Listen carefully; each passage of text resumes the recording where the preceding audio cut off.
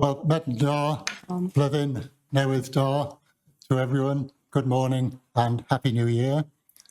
And welcome to this meeting of the Royal Cornwall Hospitals NHS Trust Board in public. A very warm welcome to members of the public and members of staff who are joining us online. I think I'm right in saying that all the board members who are attending are actually in the room. So we can operate by you putting your hands up when you want to speak, rather than doing it all through Microsoft Teams. Could I just remind everyone that the meeting is live streamed on Microsoft Teams, and a recording of the meeting will be placed on the Trust's YouTube channel after the meeting. And just to mention to members of the public that the Teams Live function has the feature of live subtitles and that they can be accessed by clicking on the screen.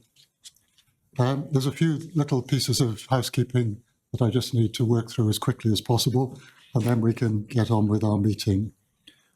Just to remind everyone to mute their microphones if not speaking.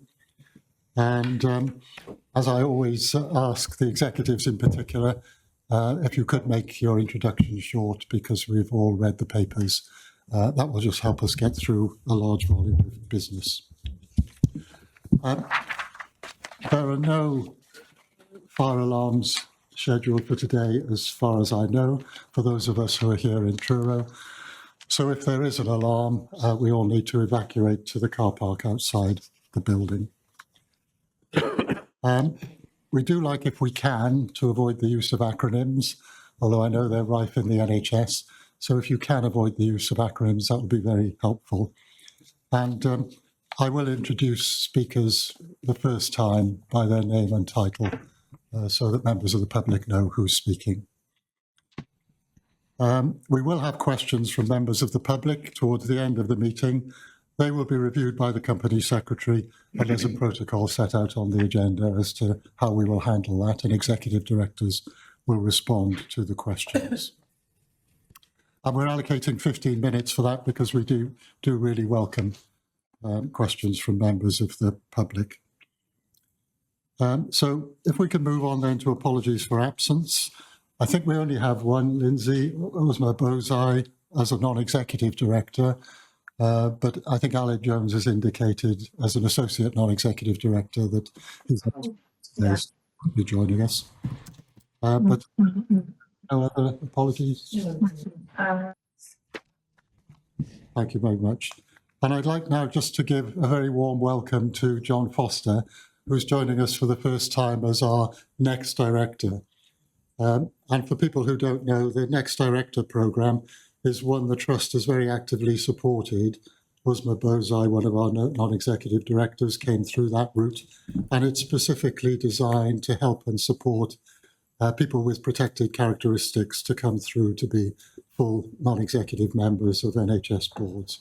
So it's a one-year placement, and we're delighted to welcome you here, John, and please feel free to contribute, just as any other members around the table are free to contribute. Thank you. So welcome, and I hope you, maybe enjoy is the wrong word, but I hope you find it an interesting and useful experience. We do have various people joining us during the course of the morning. We've got Megan Nichols, the Patient Experience Manager, and Christopher Hocking, the Patient Equality, Diversity and Inclusion Officer and Patient Engagement Coordinator, as we come on to the board story shortly. And we've also got Bernie George, the Director of Nursing, Midwifery and Allied Health Professionals, joining us at about 11 o'clock to present the report on complaints and compliments. So I think that completes the preliminaries. Could we move on then, please, to item 2, the declaration of board member interests relevant to this meeting. Does anyone have any interest to declare? If not, can we move on to item 3, the minutes of the previous board meeting, and invite the board to review and approve the minutes of the previous meeting held on the 6th of November 2025. Board content? Adrian? Yeah. Adrian Davis is a non-executive director. approve the minutes. I just wanted to give a brief update on one of the items, which is on page 21 of the pack, the Emergency Preparedness, Resilience and Response Annual Assurance Process.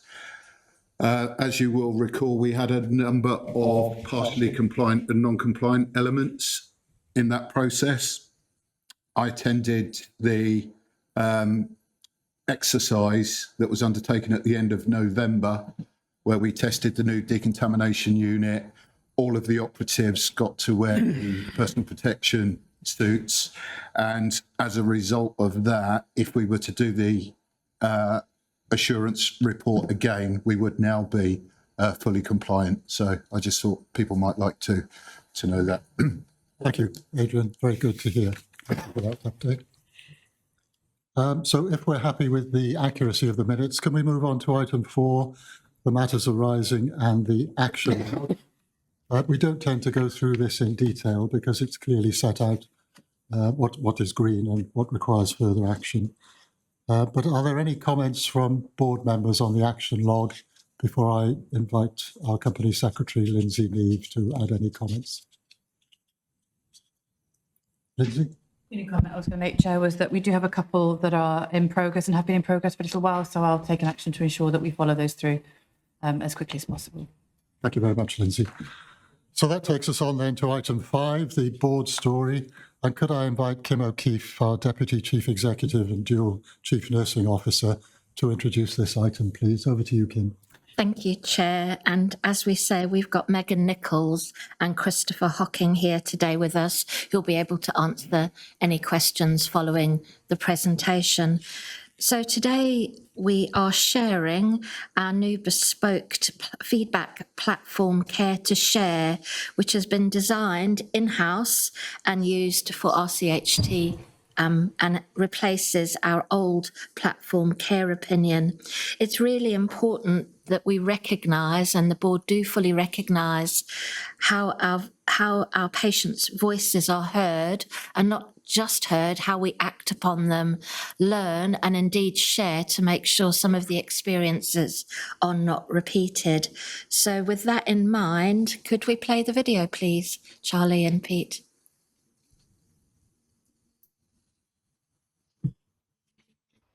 Hello, my name's Megan and I'm from the engagement team. Hello, my name's Chris and I'm also from the engagement team. So we're here today to talk a bit about our new feedback platform, Care to Share. So Care to Share is a bespoke feedback platform that was designed and conceived here in Cornwall, especially for this trust.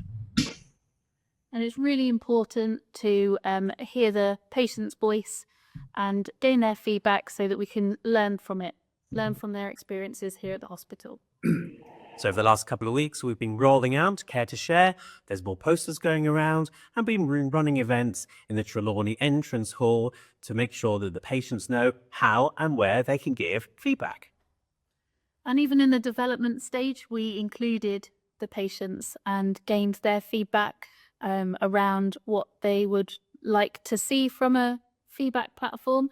And that's how we settled on the name Care to Share. It's been a really, really productive and fulfilling working relationship. We worked really hard with the SITS team, with the web team, and also with the comms team. We've all been absolutely fantastic at creating this amazing new platform, Care to Share. So how can you access Care to Share? We have posters around the trust already, which we're going to be putting more up. They have a QR code on. There's also business cards, which also have the QR codes on, which can be scanned, and it will send you to the Care to Share page. Or you can access it through the trust website, and it has its own Care to Share page, and everything is on there to fill in. So once you get to the website and the form for Care to Share, it will ask you a couple of questions, but first of all, it will just ask a little bit of details about yourself, just a couple of demographic questions, and then it will go into the details of your story. So the first question is, what was good? And the next question was, what could be improved? And the final question is, how did it make you feel?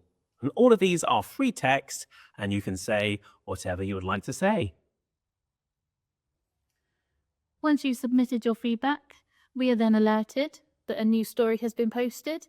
We put it through a bit of a moderation process and put together a trust response. We send that response and your feedback to the web team, who then publish it onto the Care to Share page.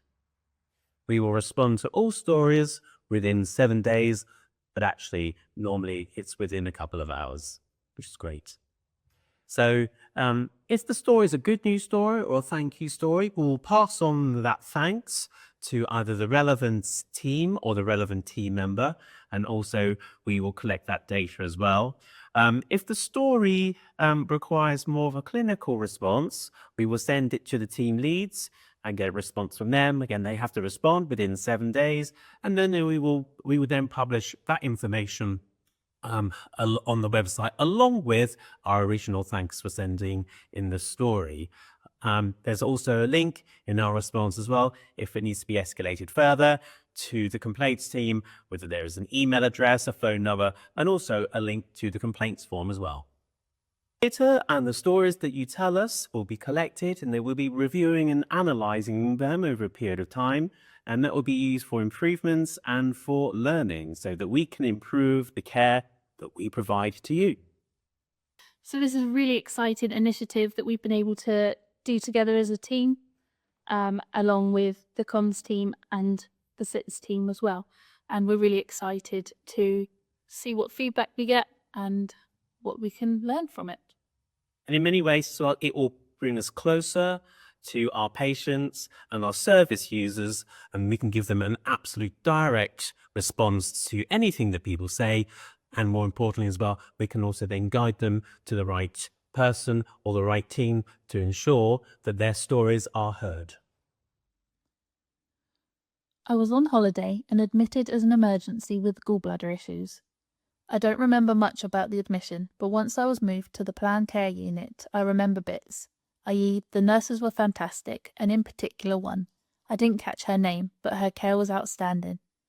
She was such a lovely person and made me feel at ease. She made sure I had eaten and accompanied me to theatre and back. I wish I could thank her in person, but I live in West Yorkshire and will not be back in Cornwall until May next year. However, overall, the care I received was fantastic. The food wasn't great, but then, again, I was too poorly to really eat much. I felt looked after and safe. Everything was explained to me, and as a person from upcountry, I didn't feel I was treated any differently. The procedure was explained fully beforehand.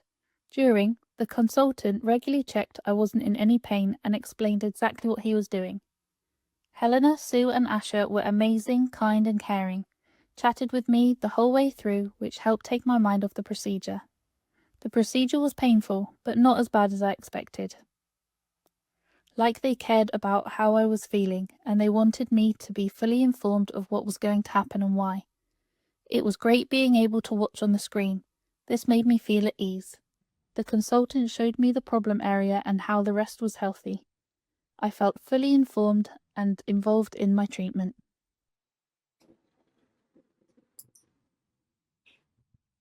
Thank you. And I know we've got Megan and Chris here. I think it's really important, as they've said, this was done also with patient feedback as regards the platform. So it's fully inclusive. We thank everyone in their collaboration for this. But most importantly, the question I like the most is, how did this make you feel? Because sometimes we can get things right, but you still haven't felt listened to or included. And that's really, really important. So thank you very much, Chris and Megan. Your enthusiasm shone through. And I think your hard work is fully recognised with leadership from yourselves and the team. So thank you. Thank you, Chair. Thank you very much, Kim. Can I also thank Megan and Chris? Megan, I can see that you're with us. Is there anything you wanted to say? Is Chris with us as well? Yes. Yes, Chris is here too. Yeah, I just wanted to say how proud we are of this system. I think we were quite apprehensive moving away from care opinion because we'd built up such engagement with staff across the trust, and it had been around for a while. So we were hoping to reach the same level of engagement with staff and patients within sort of the first year. But over the last 3 months, this has been in practice, and we've already reached almost 100 stories. So we've almost reached care opinion levels in the first few months, and staff across the trust are fantastically engaged, which has been really great. And Chris has done a lot of promotion, talking to patients directly rather than just relying on posters, and actually talking to and engaging with the patients. And I'd like to give a thank you to the SITS team, in particular, Scott from the web application team, David and Jamie from the SITS web team as well, and Hannah from comms. They've all been really proactive in helping us with the technical side that we don't quite understand. So yeah, thank you to them as well. I don't know if Chris wanted to add anything as well. Thank you very much, Megan. It's been a very creative and fulfilling process, really.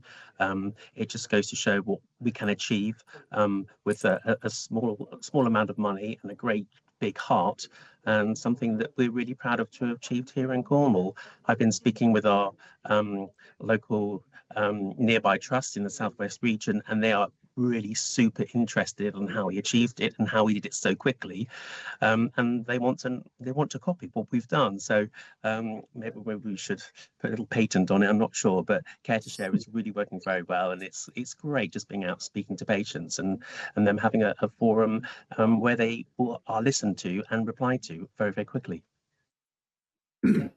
Chris. I'm going to move on to comments and questions from the board, but just to say I thought that was a terrific video, and this seems to have been a really, really good process. And narrative and stories are really important, aren't they? And personally, I really enjoy reading them, and I'm sure board members do as well. So I just wanted to thank you for coming and explaining everything to us, and to wish you every success with the work. It's very important. But if you can stay with us for a few minutes, I'm just going to ask if there are questions and comments from the board. Robin, I think you wanted to come in. Robin Jones is our Chief Operating Officer. Thank you, David. Thank you, Megan, Chris.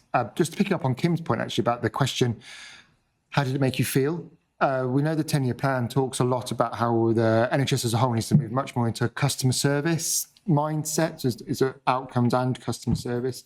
And it just made me think, listening to the presentation there and your question, Kim, the work you and I have already been doing on how we're going to intertwine some of our quality metrics through other elements of the operational delivery.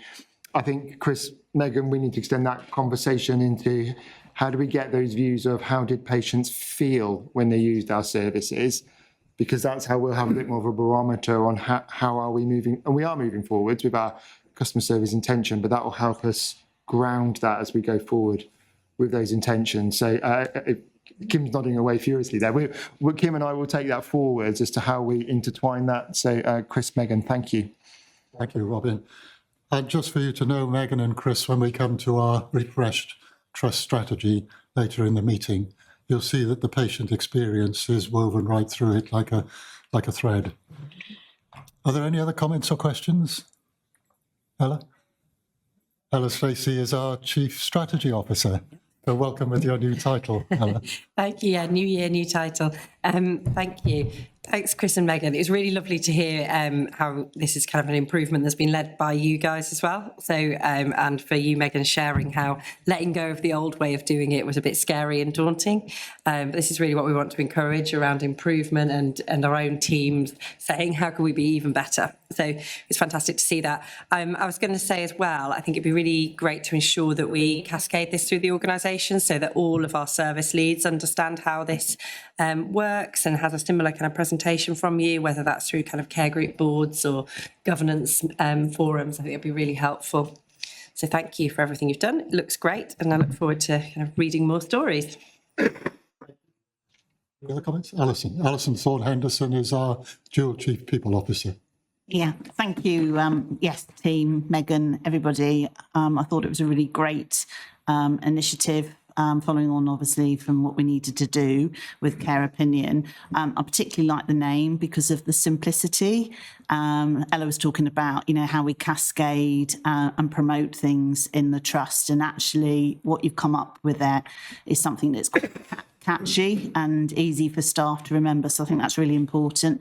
The stories as well, and the learning I'm particularly interested in, because we can feed that into more evidence on our equality, with John on the call as well, our equality delivery system. We know that's important to capture that learning and improve for our patients. And then on the improvement bit, I was wondering whether the improvements will sort of come through the QI aspects as well. So looking to Ella as well for that particular question. Thank you. Thank you, Alison. Any response, Ella? Yeah, I think it would be helpful to use this as kind of information that could potentially feed improvement. So Megan and Chris, if you were seeing, for example, a real theme emerge, we then need to talk about how do we support that area or us collectively to address and improve further. So I think it would be really important that you have a link into the QI team, which I can ensure you have, certainly. Okay, so on screen we've got Adam Broom, Non-Executive Director, and then Kelvin Hipperson, who's the dual Chief Information Officer. Is that right, Kelvin? Approximately, right. And Ian Dean, our Chief Financial Officer, wants to come in, but also Isabel Down, our Vice Chair. So shall we go first to Adam, then to Kelvin, then to Isabel, then to Ian? Okay, thank you. And thank you to Megan and Chris and everyone involved in this. It sounds really good. So 2 quick questions, please. Might be too soon, but I think you said there was 100 or so stories already, which is brilliant. Any themes you can share with us that are coming out from those 100 or so stories? And then the second question was just checking in on, how do I put it?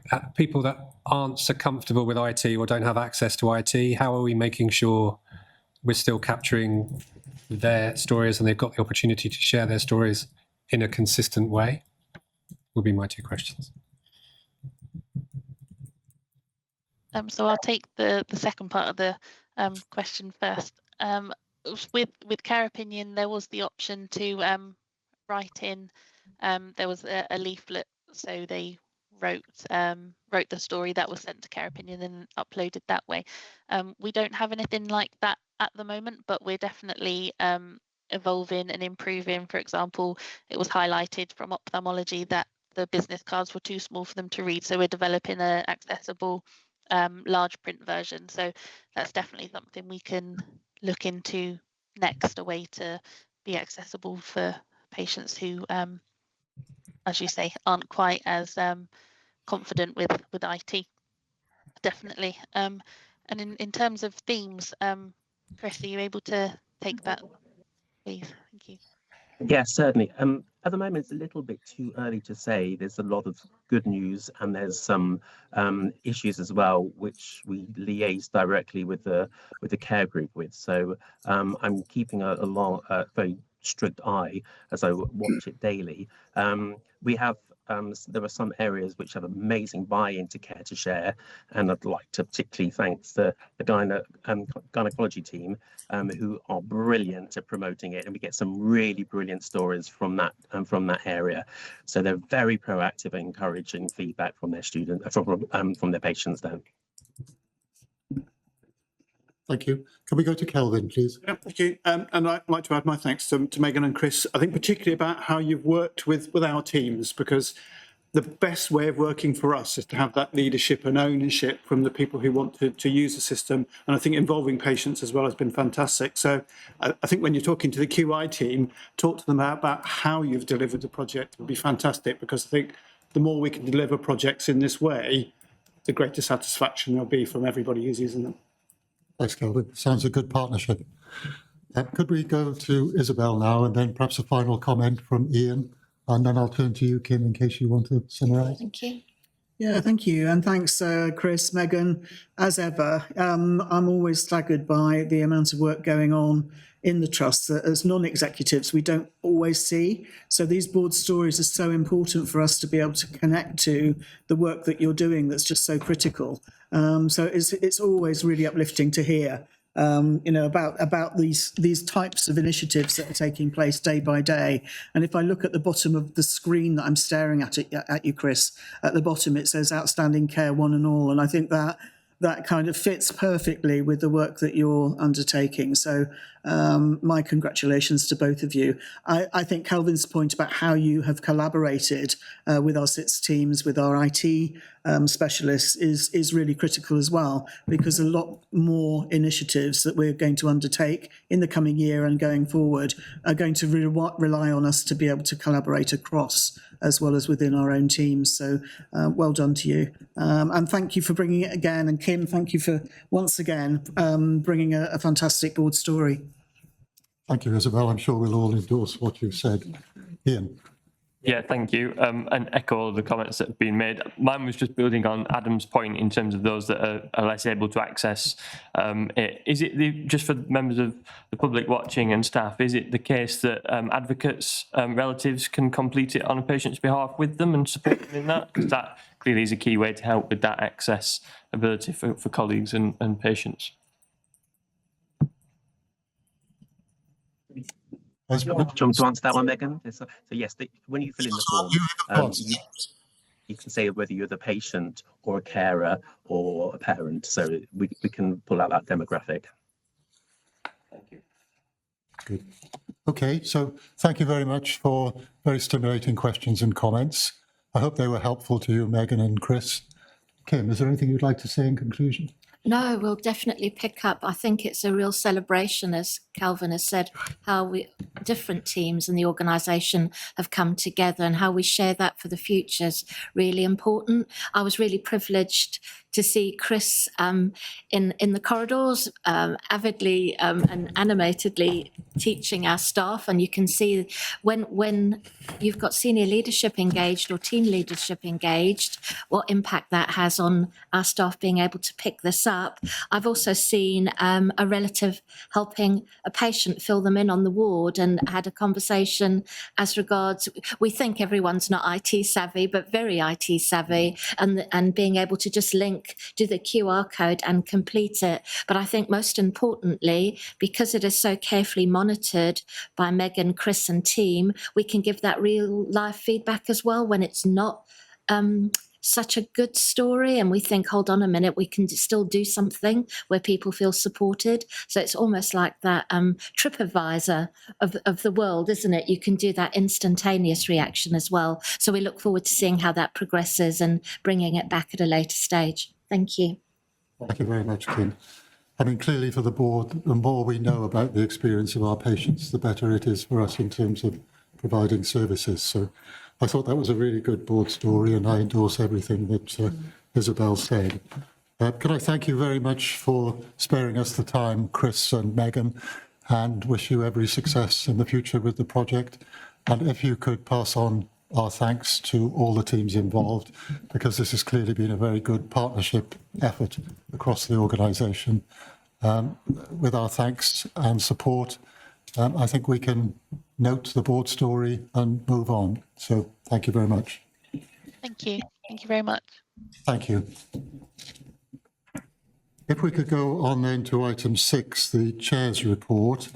The first thing I wanted to say was on the 30th of December, as you all know, and as the public knows, we announced that our Chief Executive, Steve Williamson, will be moving to become Chief Executive of Morecambe Bay in April.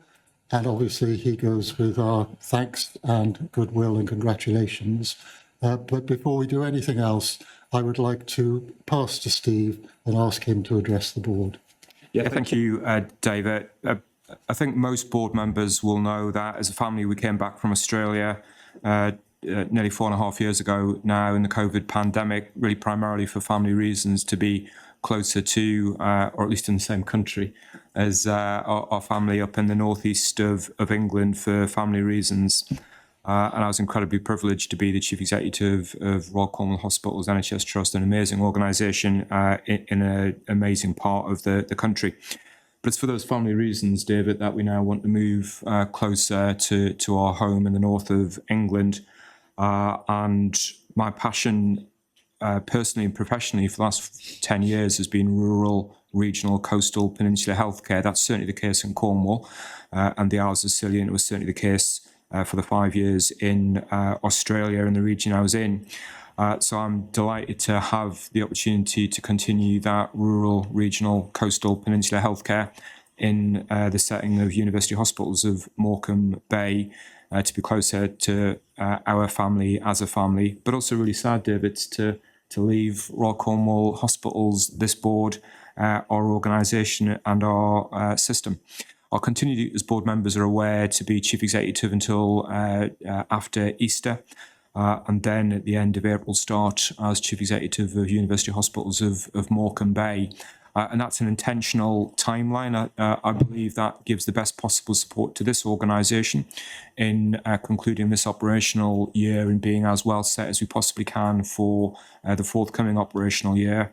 And then to provide that support to Morecambe Bay early in the new operational year there. I did briefly want to just reflect, David, how much has been achieved. Colleagues across our organisation have done amazing things, and it's been a privilege for me to see some of those things. We've just heard one great example from Chris and Megan, which I think is amazing to see. And if we step back as well and think about some of the other things that colleagues across this organisation have achieved, elective performance has been transformed. We've gone as an organisation from being a national oversight, national scrutiny for long waiting times for elective care to being one of the top 20 in the country, a really outstanding improvement, which has direct patient experience, patient quality, and in some instances, patient safety benefits by shortening those waiting times. We talked previously on the board where one of the top 10 in the country for cancer patient access, which is outstanding. As an organisation, you've achieved financial balance every year in the last 4 years. We're on plan broadly to achieve financial balance in this year, and we shouldn't underestimate the challenge and the success of achieving those sorts of things. The research ambition has been amazing. To secure a commercial research delivery centre here, the only one in the southwest, I think reflects just outstanding research appetite across our organisation.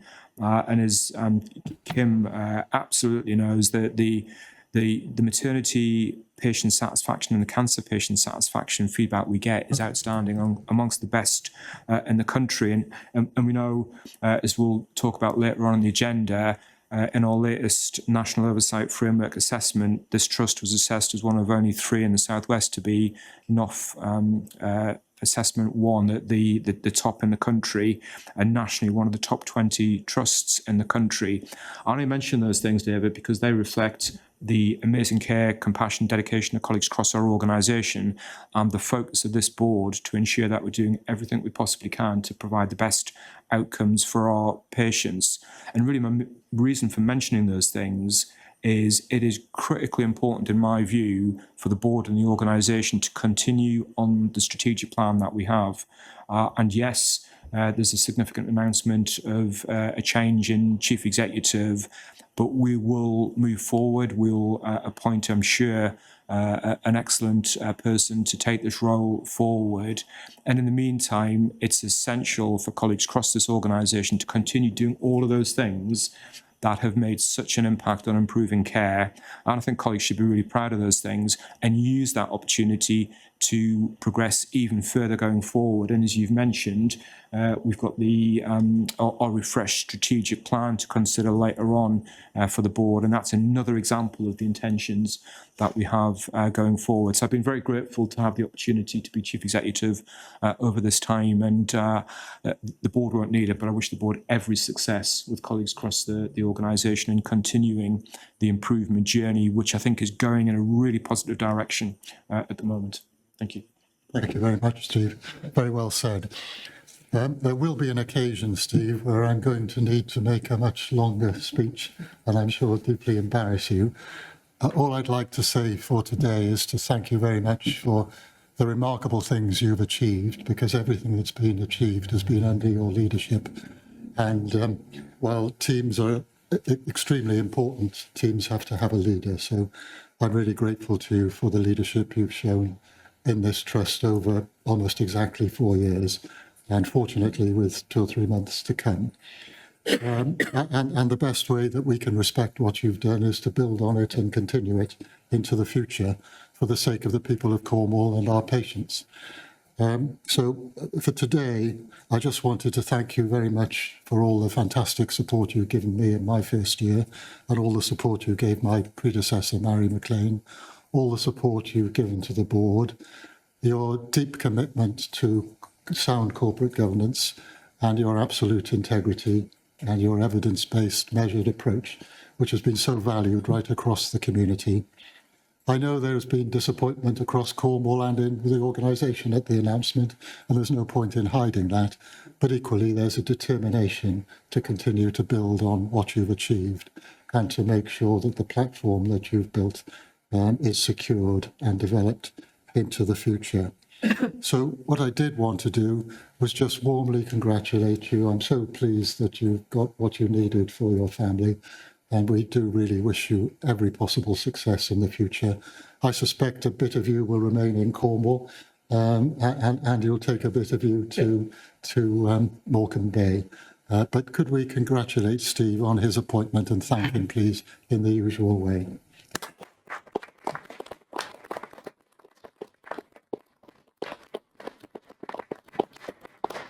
Now, of course, we've got work to do as a board in terms of next steps, and we'll come on to discuss that later. But right at the beginning of the meeting, as far as possible, we wanted Steve to have the opportunity to address you and for you to thank him for what he's done. And I'm sorry to say this to you, Steve, but we'll be carrying on thanking you for some months to come. If I could move on then, please, unless there are any comments or questions. We can have further discussion later, but Adrian. Sorry, I thought you meant move on to the next agenda item, sorry. I'm just sticking with my report for a minute, if I may. The report is there for you to see. I've got just 1 or 2 updates. First of all, on the appointment of a new non-executive director to succeed Matt Hill. And as you know, under NHS rules, that person has to be a clinician. And we've determined as a board that we would like to seek a general practitioner practicing in Cornwall, so that we can reach out to the primary care community and have advocacy within the primary care community. The NHS sets out the process and the membership of the panel. The panel will be meeting on Friday to draw up a short list, but I have consulted Isabel, Steve and Lindsay about the applications that we've received to receive their advice. And we'll be interviewing on the 2nd of February, and we hope that the person can take up the appointment as soon as possible after that, if we're successful in making an appointment. In the meantime, we do have to have a maternity champion, and of course that was Matt Hill, and it will be the new clinician when they join the board, the new non-executive clinician, because of course we've got executive clinicians on the board. And Adrian Davis has kindly agreed to step into that role during the interregnum. Adrian has pointed out, although it would be hard to believe, that he was once a baby and that he's recently become a grandfather. So he feels that he's exceptionally well qualified to be the maternity champion. But thank you for agreeing to do it, Adrian, and your experience will be very helpful, I know, in that role. Is the board content to confirm Adrian as the maternity champion until a new clinical non-executive director joins the board? Thank you very much. And then there are 2 associate non-executive director appointments, which are in our gift rather than part of an NHS process, to supplement our existing associate non-executive director, Aled Jones. One of those we hope will be drawn from the voluntary community and social enterprise community within Cornwall. And the other one we hope will be financially qualified to be well prepared to take over from Adam Broom when sadly Adam has to leave us next autumn because he'll have served the maximum term on the board. So we do have applicants who are qualified in all those areas. And again, we'll take forward shortlisting on Friday and do our best to interview on the 2nd of February.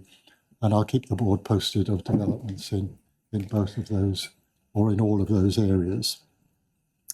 In addition to the meetings that I record in my report, Steve and I had a very helpful meeting with Councillor Jim McKenna, who is the lead for health policy and social care on Cornwall Council, and Kate Canali, the chief executive of Cornwall Council, before Christmas.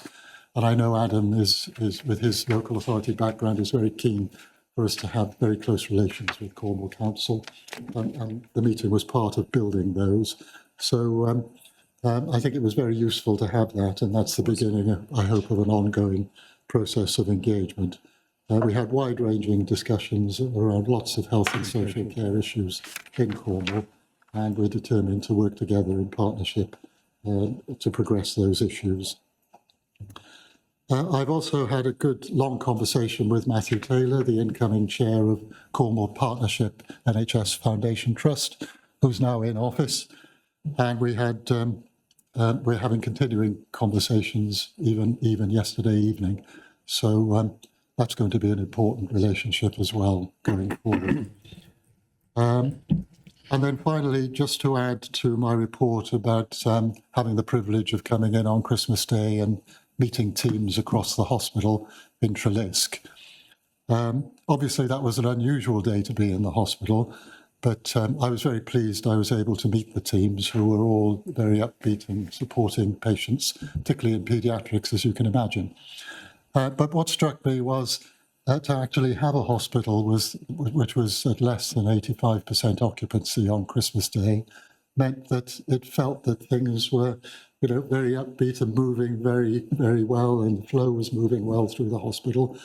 I wasn't able to engage with many patients, partly for infection control, and partly because, as you can imagine, people who have to be in hospital on Christmas Day are really quite unwell and probably don't want to engage with the chair of the trust.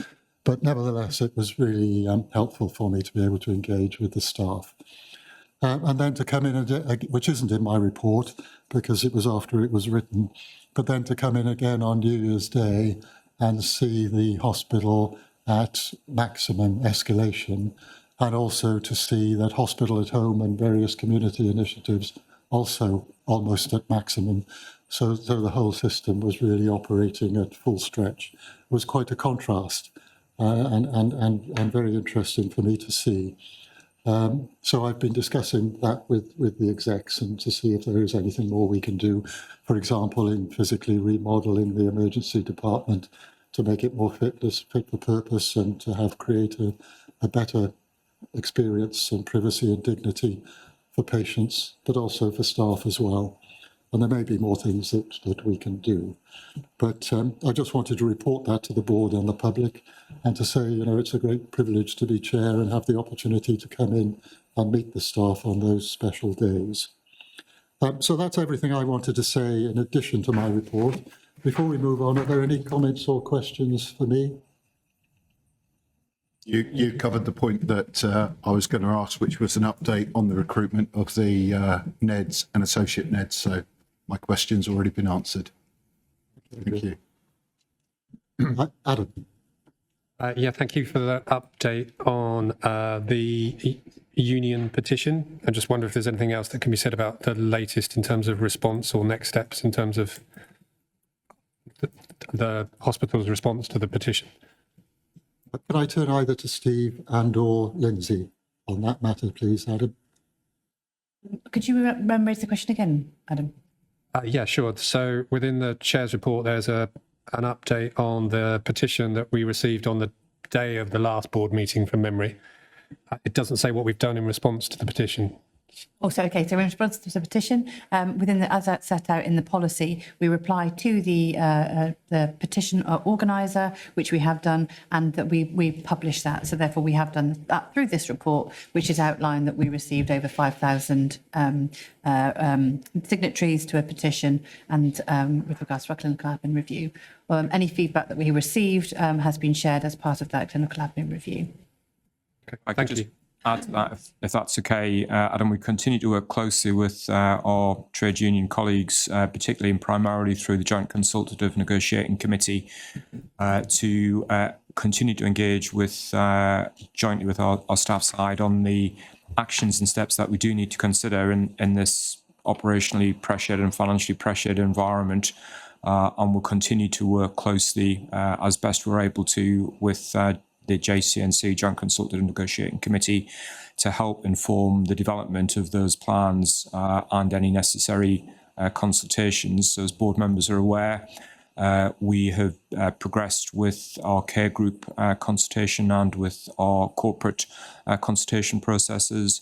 And we have an expectation that we'll be having further conversations with our Joint Consultative Negotiating Committee with regards to other areas that we might need to consider in future. I'm not sure if Alison would want to add anything to that. I think you've covered it all. Thank you, Steve. Thank you very much, Steve, Lindsay and Alison. So I think if there are no other questions or comments, that completes my report.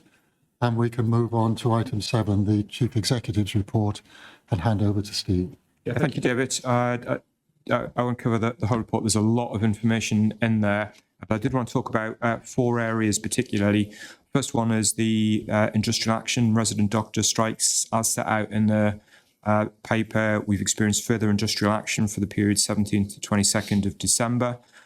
We were able to maintain the vast majority of our elective activity. As board members will recall, the national expectation is that more than 95% of elective activity should continue. And through the efforts of colleagues across our organisation, that was able to be maintained with a minimal impact. And you'll see that impact set out. But of course, for every individual patient, that is a personal impact. And where there has been an impact, we're taking actions to make those appointments available at the earliest opportunity.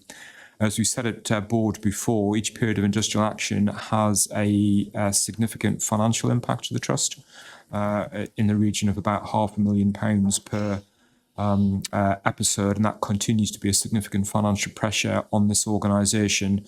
And of course, David, that's in the context of an extraordinarily challenged financial position, even without industrial action, so continues to be a risk to us. Resident doctors and the BMA have taken ballots to consider taking further industrial action period for the following 6 months, and I think we should be prepared that ballot outcome may support further industrial action. So we would need to be ready for that to be the potential for a continued period of action over the following 6 months. The other context of that is the work that this organisation has been doing on the National 10-Point Plan to improve the working experience, conditions and environment for our resident doctors, and that continues to be a key priority for the Trust, and there has been significant progress in that area, and I'm really grateful, Mary, to the support of our senior medical colleagues and to Alison and the team for enabling options and opportunities for improvement around the 10-point plan.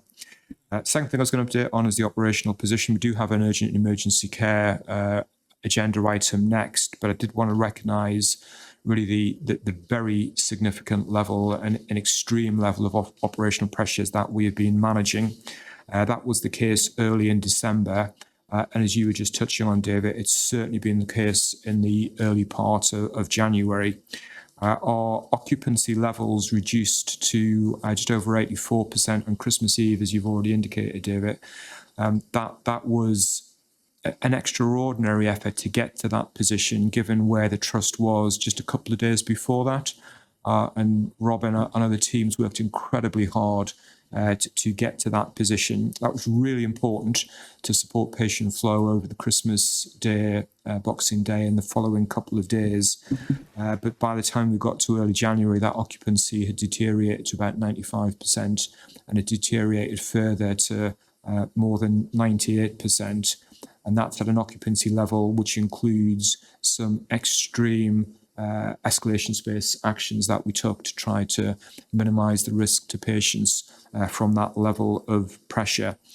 We have also seen on our criteria to reside patient volumes increase, and I'm sure Robin will touch on that as part of the UEC position, increasing to over 100 during the course of this week. So that's created a very, very significant level of pressure and demand. There has been a really positive recovery to that, and one of the things that our NHS England colleagues have recognised is how quickly, as a trust, we're able to recover from these periods of extraordinary pressure compared to prior years. So I just want to acknowledge that and say thank you to colleagues for their efforts around that. The third thing I was just going to draw colleagues' attention to is the National Oversight Framework segmentation. As board members are aware, in the first segmentation assessment, we were assessed to be segmentation 2, as set out in the report, and it was really, really positive to see in the latest and second assessment we moved to the top segmentation 1, and in that to have a league table position. And nationally have been in the top 20 and 19th out of 134 trusts. That's a really positive position to be in as a trust, and it provides greater flexibilities to NHS trusts that are in the highest level of segmentation to take action in the best interests of patients and staff. So a really positive position to be in. Of course, there continues to be areas that we must focus on and improve. And I know we all know this, but particularly we need to continue and build on the improvements we've seen in urgent and emergency care, which are very, very welcome, but also to enable those improvements to continue further. We must continue our financial sustainability programme. And this is a very challenged environment for the NHS, and we must continue to do all we can to operate within the budget and the resources that are allocated to us by NHS England. And we do have further work to do to support our workforce. They have been operating under a exceptionally challenged environment. I'm sure we'll see some of that reflected through the staff survey when that's published in about 6 weeks' time. But I'm sure that will continue to be a really important priority for us, despite that really positive position from a National Oversight Framework perspective. And then the final thing I just wanted to make sure board members were cited on and had time to discuss if we need to is the governance improvement plan. And thank you, Lindsay, for all of the work in coordinating that improvement plan. But as board members see, that sets out our areas of focus to build on the really positive progress we've been making from a governance perspective over the last 12 months, and sets out the expectations for the board over the next 12-month period as well. Thank you. Thank you very much indeed, Steve. If I could just add that to be in segment 1 of the National Oversight Framework, really is quite a moment for the Trust. And so I would like to add my thanks to Steve and all colleagues who have got us in that position. If you look at it, I could only count from memory 4 in our category of large acute trusts who are in that group. Most of the group is either specialist hospitals like the Royal Marsden or major London teaching hospitals like Imperial and UCLH. So we are in a select group, and hopefully we can progress and continue to remain in that group. But congratulations to everyone involved, because the vast majority of trusts will never see themselves in that group. And then also to add my thanks, if I may, to all the senior doctors and all the other staff who must have had to work exceptionally hard, arrive at the position which we did on Christmas Eve. The Royal College of Emergency Medicine says that hospitals should never be more than 85% full, because that provides the headroom to create flow. And if you look at the major countries on the continent, they'll typically be at between 70 and 80%. So most of the time we're running extremely hot, 97, 98%. And it's important not to normalise that, because that means that the whole system is just chasing around trying to find beds and trying to find ability to discharge. So I don't know if Mary Kane, our Chief Medical Officer, wants to say anything, but I would like to say thank you on behalf of the board to all the senior doctors and indeed all of the staff who've worked so hard, and also, of course, to all the resident doctors who continued working during the period of the strike, which, coming just before Christmas, was a financial and operational challenge for us. It's not compulsory, of course, Mary, but if there is anything you'd like to say. I would reiterate the thanks. We've had an enormous response on a day-to-day basis because the operational pressures haven't relented any, even during periods of industrial action. So, before, during and after, the amount of dedication from all our clinicians, and it's not just the doctors, although I obviously speak on behalf of the doctors, have worked hugely hard. I would particularly thank the majority of the resident doctors who didn't take industrial action and continued to provide cover to ensure that we kept our patients safe throughout the entirety of the industrial action. I would also say for the proportion of resident doctors who did take industrial action, they nonetheless worked with us collaboratively to communicate as best possible their intentions such that we were able to plan adequately and we were able to keep services safe and that we were able to keep the vast majority of planned appointments, procedures happening exactly as they should, with only, I think, in the area of about 43 outpatient appointments that had to be cancelled and very quickly rebooked. So basically, thank you to everybody, including those that took industrial action, because I know it was a difficult decision for them to make, but they worked with us. Thank you very much, Mary. This is a dispute, of course, between the BMA and the government, and it doesn't make much sense for us to get between the dog and the lamppost on that. And I certainly would want to pour water rather than petrol on the situation. But I think it is right that we talk about it in public because it affects our staff and it affects our patients. So we did want to talk about the operational and financial pressures that the industrial action is bringing about on our operations. So thank you for that, Steve and Mary and others. Are there any comments or questions for Steve on his report? Alison and Adrian. Robin, and also we've got Richard Kramer, Non-Executive Director. So can we go first of all to Alison? Yeah, just in relation to Steve's report, I just wanted to pick up about the impact of flu on our patients, but the response from our staff this year on having their flu vaccination, which is approximately 50%, I think that's possibly the biggest uptake we've ever had. So I just wanted to thank everybody who has absolutely had their jab.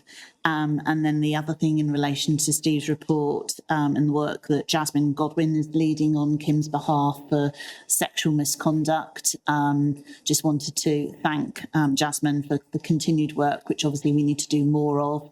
And myself, I attended a roundtable yesterday with Baroness Smith, and this is going to be an area that we're going to need to continue to focus on. Thank you.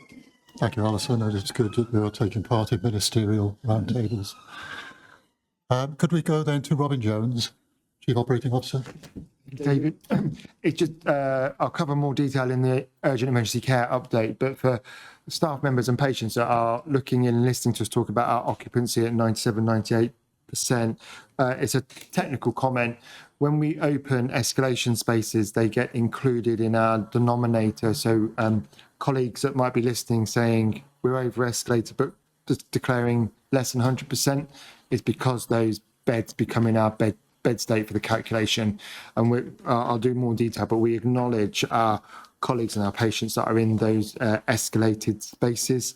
And it's just important for people listening in who might just not quite reconcile our numbers. So those numbers do include the fact that we're using escalation spaces at the moment, and we call them treatment escalation spaces. And Steve commented about our extreme escalation spaces. And I know Jane Burnell has asked us for the jargon busting. So a temporary escalation space, we call them TES. They are areas on our ward that we have predefined that we will use, and we've done that through a standard operating procedure to be able to use those spaces. And then we have reflected as a group of executives of the need to work to release ambulances, and therefore we have given our teams an additional space that they can use again through risk assessments and standard operating procedures. But we say when we move into those spaces, we call them the more extreme spaces, because that's how we reflect back to our colleagues that we're ramping up as we're going through those escalations. So for Jane and any other colleague listening, when we talk about escalation spaces and extreme escalation spaces. That's us reflecting how that pressure is being managed in the wider hospital. Very helpful. Thank you, Robin. Could we take contributions from Richard and Ian now, and then, with your permission, move on? Richard. Yeah, thank you, Chair. I had one observation on the report, and I also had a question on the draft governance improvement plan that Steve referenced. So the comment on the report, I was really pleased to see the initiative in West Cornwall Hospital. It's referred to it in the report, because rightly we talk about urgent emergency care in Truro, but it's great to see how partnership working and can really drive better coordination and collaboration. I know a huge amount goes into the planning of those events, but it's great to see the outcome, and it'd be good if we can repeat those events in the future. My question on the governance improvement plan, and first of all, it's a really great report, and we took some of the findings from the Aqua well-led review and really encapsulated those and put them in the report.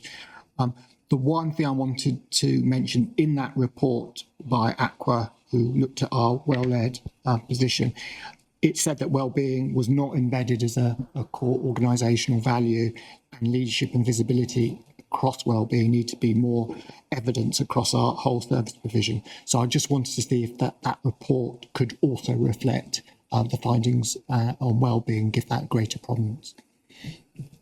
Well made. Thank you, Richard. We'll come on in a moment to Lindsay if she wants to say anything about the government's improvement plan. Can we note that for now, Lindsay, and you can come back? Alison, did you want to come back on this point? Or? Yes, just on the wellbeing aspect, I've been developing terms of reference which will come through to People and Culture Committee for approval for a new group to focus on wellbeing and EDI. Ian? Yeah, thank you. Just on the industrial action item, just for board members' awareness and for members of the public and staff, we have since the action that took place in November, we've formally written to the regional NHS England team to flag our concerns about the financial impact of those, and particularly in the context of how that affects the National Oversight Framework ratings and segmentation 1, which the Trust, as you've alluded to, is delighted to be in at the moment, because there is a financial override if we're in deficit at the end of a quarter. So there's active dialogue on that, and I'll bring updates to board on that as those conversations conclude. So I think we'll come on to the well-led review in a moment, but first of all, we'll finish off on Steve's report. Adrian, do you want to come in on Steve's report? I did want to come in on Steve's report if I could. Two issues. Firstly, there's a lot of really good news in here. It's easy to lose sight of the good news and the good work that's going on.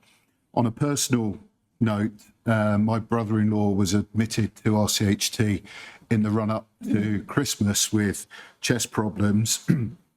Unfortunately, he passed away on Boxing Day, but I just wanted everybody to know that my family said the treatment that he received over that period was 5-star, absolutely 5-star. Couldn't have got any better. And having seen the presentation on patient feedback, I will be passing that on so that they can go through that process.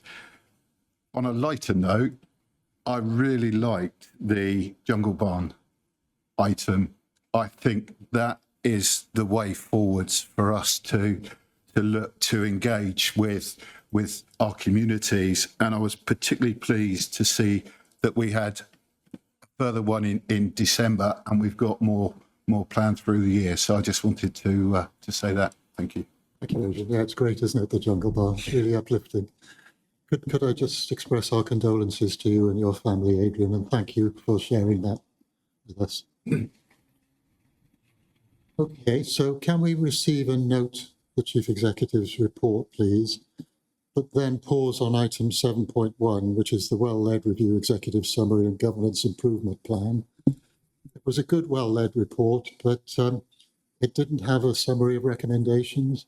So I would really like to thank Lindsay for pulling it all together, pulling out the recommendations and giving us a plan of work to implement the report.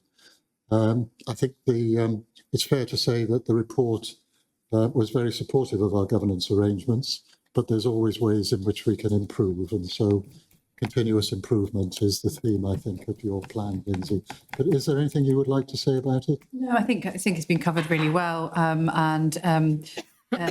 it's focused on 5 key areas with a number of actions associated with that, and we'll continue to monitor that through Steve's Chief Exec's report. We'll come to the public meeting with an update on how we're progressing. I very much welcomed Richard's comments around wellbeing. There is an action around creating a leadership built on a comprehensive people plan that prioritises inclusivity and equality, diversity and health and wellbeing. And Alison has referred to this group that is being established that will help support that. So we are taking actions, but I think we need to better reflect that in this plan and the actions that we're taking.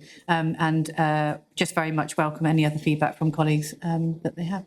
Thank you, Lindsay.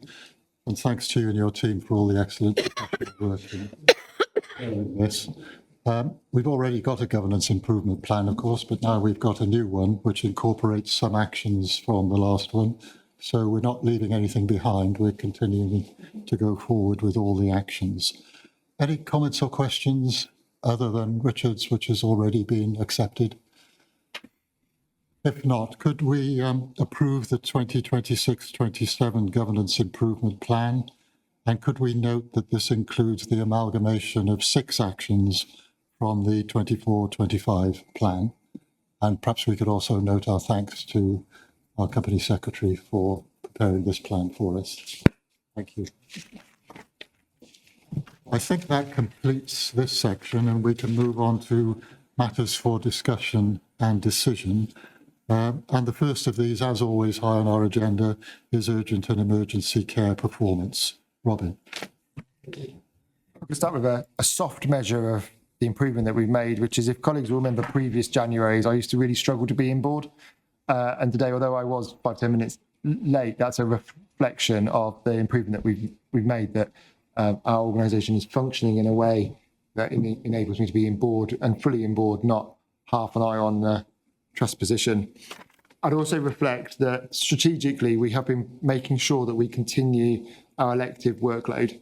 And that is important because we know that patients who have longer waits are more for elective care are more likely to present in an unplanned way, which isn't right for those patients, but also puts more pressure on our urgent emergency care perspective. Now, that hasn't come easy. That's a tremendous amount of work from our teams responding every morning to the pressures that the hospital faces, but they do get our patients through every single day, and those should be celebrated.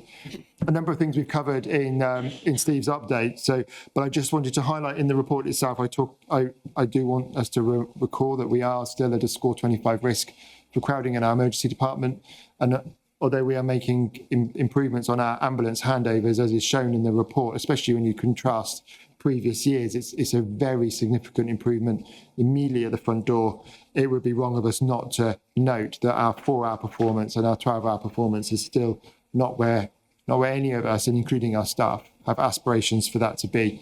And that's why we have our clinical vision of flow, because that is our plan and our strategy for how we're going to move forward and resolve these issues. And the fact that we've made such good inroads already on the ambulance handovers should give us confidence that as that plan continues to work, theme that we've had earlier in this meeting, we should see the 4-hour performance start to improve and those 12-hour stays improve for our hospital.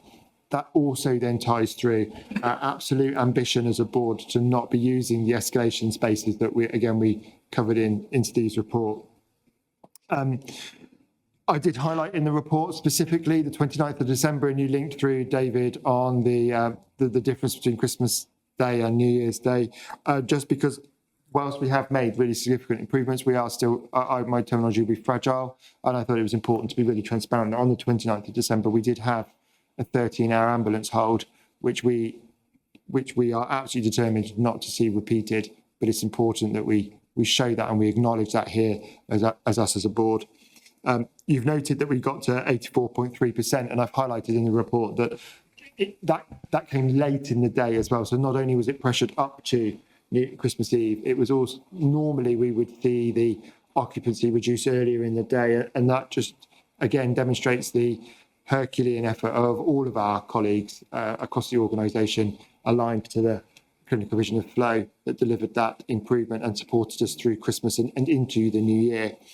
The last bit I just want to highlight to colleagues, because I think this is important. At the bottom of page 5 of the report, you'll see that I've just noted a couple of bits from a staff wellbeing perspective.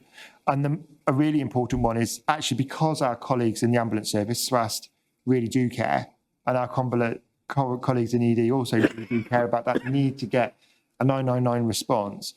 We have taken the extra action of walking some of our senior leaders from SWAST around our escalation spaces so people could put it in their mind's eye. And again, that's because strategically we surge outside of the ED footprint, so our SWAST colleagues don't get to see that. So sharing that with them is definitely intended to help those relationships at that pressure point. And also, I put some jargon in there. We as an organisation use the phrase PT-OT review a lot.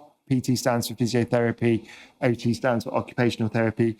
They're two very distinct staff groups. They're not the same. They shouldn't be merged together.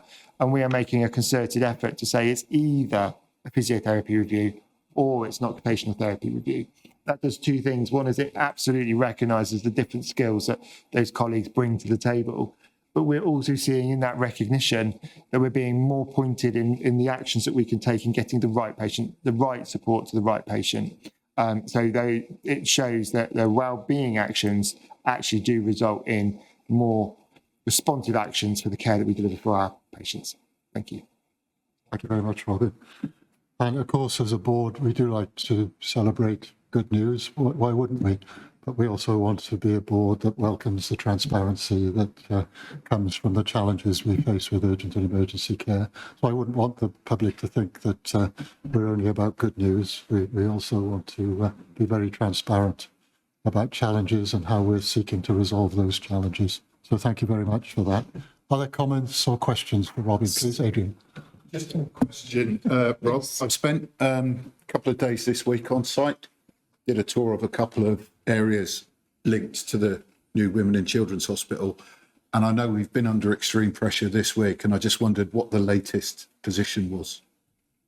We are today beginning to see, and overnight last night, we were beginning to see us coming out of, as I described earlier, those extreme escalation spaces.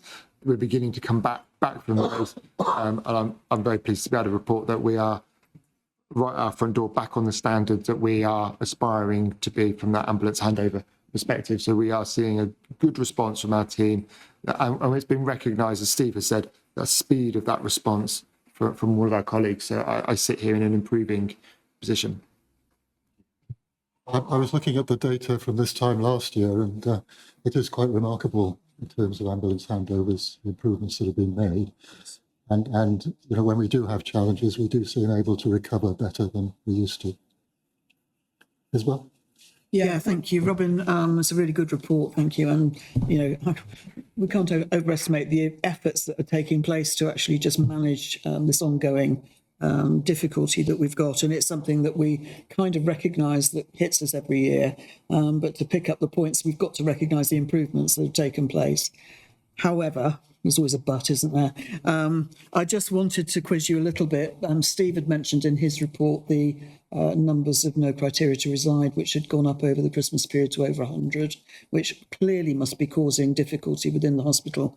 And I wanted to just bring you back to page 6 of your report, where you mentioned the discussions that are taking place around the asks that you've made and some principles that you want to introduce to try to help us with some of the unblocking the back end of the hospital. I just wanted to know where you felt you got to with those discussions and whether you can, as yet, feel any impact.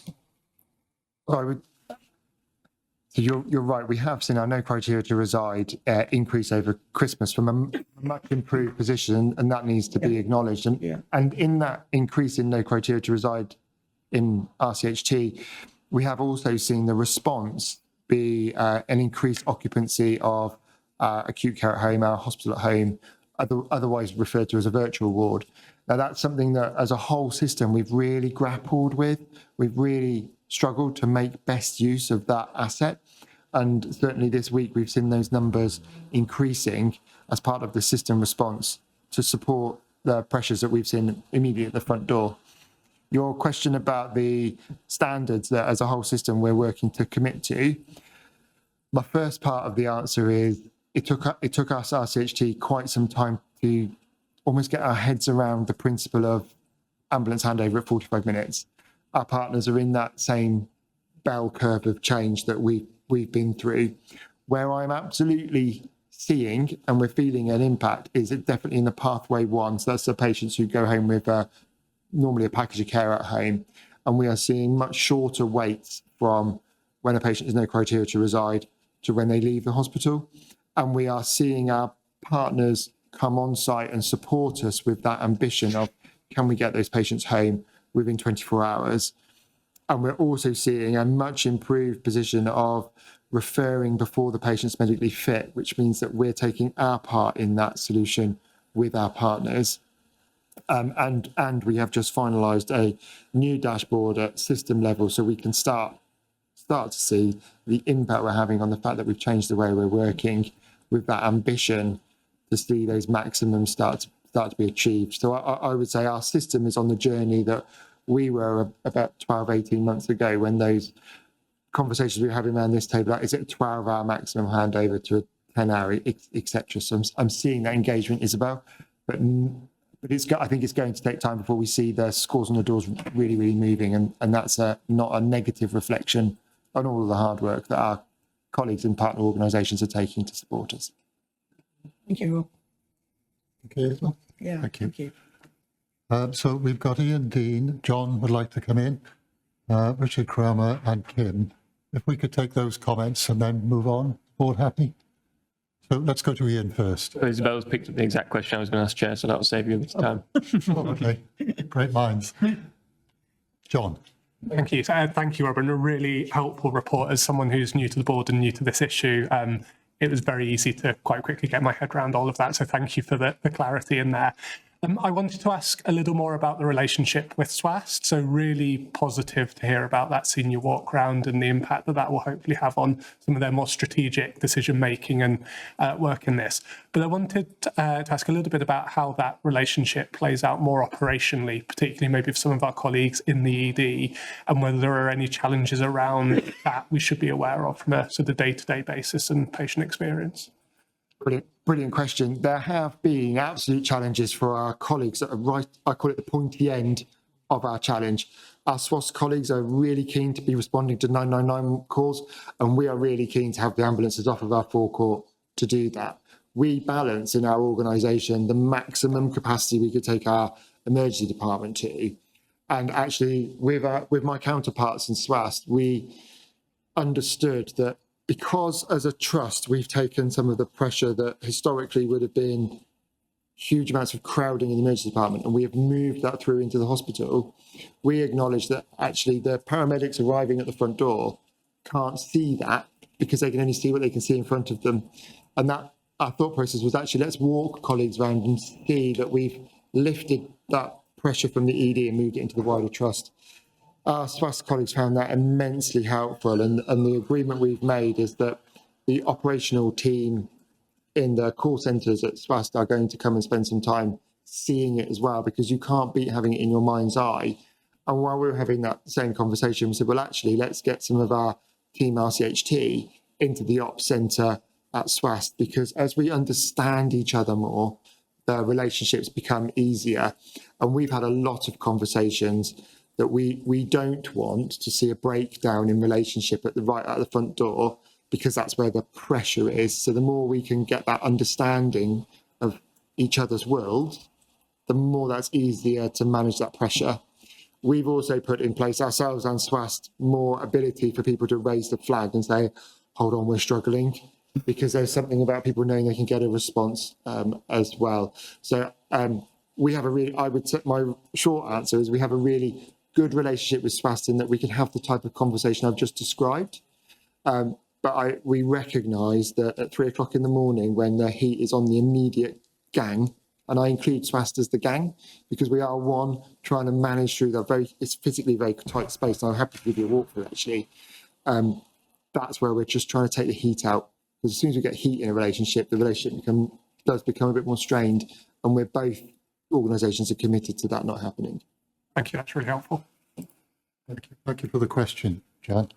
SWAST are an incredibly important partner for us. Richard. Yeah, like Ian, Isabel asked my question, but I just wanted to just tease out a little bit more about physiotherapy and occupational therapy, because I had naively thought that most patients would need both physiotherapy and occupational therapy, although I know they're separate domains. But just great to hear a little bit more about how big an issue it is and what you hope the outcomes will be from that. I'd like to do a double answer with Kim actually on this. The first bit is actually living our values of respect. So respecting that a physiotherapist is a different person to an occupational therapist, and understanding they bring different values, different outcomes for patients, respond to different elements of patient care. In terms of how big an issue it is, Richard, we're still getting under the skin of that. But what we have seen is, if the comment in the notes is just for PTOT review, what it means is we haven't really thought about what we want for that patient. What we've seen after we've just started to unpick this is where people say, I need a physiotherapy review. It means when we talk to the therapy lead, we can get that physiotherapy to that patient. Equally, if that note is, I need an occupational therapy, we can get the right patient to the right specialty to that patient. Our therapy colleagues are have got staffing gaps which are well known and well managed. In a team that has staffing gaps, we have to make best use of them. So if it just says PTOT review, if we send somebody who needed physiotherapy, if we send them an occupational therapist, in a stretch team, we've sent the wrong person and we've made that stretch team even more stretched. So I can't quite give you a numbers answer, Richard, but that's what that means in the reality of how the hospital's functioning. But I'm going to look to my colleague to the right who'll give a bit more of a technical answer. Building on from that, it's having that, as Robin says, professional respect. There's nothing worse when you keep hearing delayed therapy review. Actually, sometimes three different professionals have been there. It's just not the right one. So it's working with the teams to understand the right person, right time, right place. But most importantly, I know one of the reports today that's a starred item for reading is about some of the work we're doing with our allied health professionals, led by our senior allied health professionals, looking at some of those skill mix or team reviews. And that's being done across RCHT and CFT because they're an integrated professional unit. So do we have the right people in the right place? Are we using the right skills? And we're busy working on that as well. You want to add anything else? Yes, please. Sorry, I know it was one of the board questions, but you've heard a lot of conversation around that risk mitigation and what we call extremists or escalation spaces. We've got to be really, really frank and honest that this board has absolutely said patient safety and the quality of care for our patients, no matter what our situation, is important. And we know that now the term corridor care, which has nationally been reported on now, covers any extreme care. So whether it be an additional treatment room, a bay, a waiting room, a corridor, is all now called corridor care. We do not take this as standard as an organisation, and I know we're not alone. We do only take this in extremis. We have strict policies, and that's just being updated against the national principles. It's for the shortest time possible, and a lot of energy goes into making sure that whilst we know that we might have a queue in one area, that we're taking the right steps to make sure patients are moved into what I will call a base ward bed as soon as possible. That is really important, and that's part of the Vision for Flow programme that you've heard Robin talk about. So I wouldn't like anyone in our general public thinking that we are normalising this. We absolutely recognise that the risks at the front door, we've had to take some mitigating risks in other areas, which we absolutely monitor. And I think it is really important for members of the public to understand that some of our maximum, using our admission avoidance making sure our discharges happen as early in the day, and we fully appreciate our loved ones and their families coming to fetch their families as soon as possible. So this isn't about doing an unsafe discharge. This is about doing timely discharges so we can make sure that we're able to move those recently admitted acutely unwell patients into beds as soon as possible. And of course, that's in line with the 10-year plan and a lot of the work we're doing collaboratively across the system. It isn't just RCHT that's fully escalated at the moment with my dual Chief Nursing Officer hat on. That's also the same for not just our community hospitals, but our community services. So all of that work that we're communicating out, especially during this time, we appreciate all the work our general public are doing to be able to support us. But I didn't feel like I could just leave it hanging in the air as extreme care. It's absolutely a key worry and a concern for us all. Thank you. Thank you very much, Kim. So could we just sort of pull all the threads together on this item? Clearly, we need to note the report, but could we also note the thoughtful questions and the challenges from directors and the equally thoughtful answers from the executives, which is helping us work through what's a very challenging position. This is more for you than Chief Executive, than for me, Steve. But if you're content, perhaps we could record that it might be helpful to look at the physical layout of the emergency department, the AMU and MRATs to see if there is anything we can do in terms of capital investment to improve the experience for patients and staff, which is not a saying that we should, but asking the executive if it's something you'd be willing to look at. Yeah, I think that'd be helpful for us to record that. I know that our emergency department colleagues with Robin and the team have been looking at options of reconfiguration that might give some improvement in the environment. I think we are aware of the potential for capital incentivisation funding subject to the system achieving financial balance this year. So there is a potential opportunity to align some of those potential resources with options so we can take that as an action. Thank you, Steve. So perhaps we could record that as an action by the Chief Executive and his colleagues and receive and note the report. Quite understandably, given the importance of the issues, we're basically one agenda item behind now. We often find ourselves in that position and catch up later. But I just wanted to check, Lindsay, if Bernie is joining us around now. Would it be helpful to take her item? She's just joined, I think. She's just joined. So I'd just like to welcome Bernie, and I really don't want to waste your time, Bernie. As I mentioned earlier, Bernie George is our Director of Nursing and Midwifery. So if we could go to that item, if you're happy, Bernie, we'll go to item now 10.3, the complaints and compliments report, so as not to hold you up. And if you're ready, could you take us into this, please? Thank you, Chair. So it's my pleasure on behalf of Kim to present the annual complaints report for 2024-25. I'll take the report as read, but just pull out some key highlights. Our complaints were broadly in line with our complaints from the previous financial year.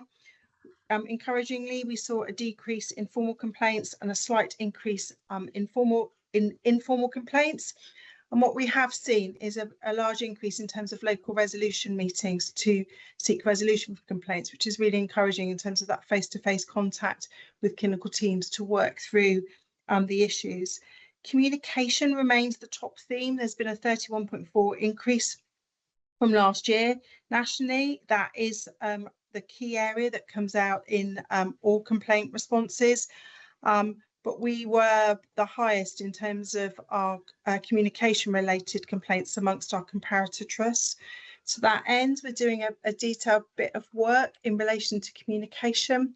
We're doing a summit in January in relation to that, and that's going to be facilitated by Naomi Burden, our patient safety specialist, where we're going to look at inpatient communication and outpatient communication. So we're going to break it down into two particular areas and look at some targeted work for next year. And we're also looking to other organisations that have seen significant improvements in this year to see if there's anything that we can learn from them in relation to the inpatient survey.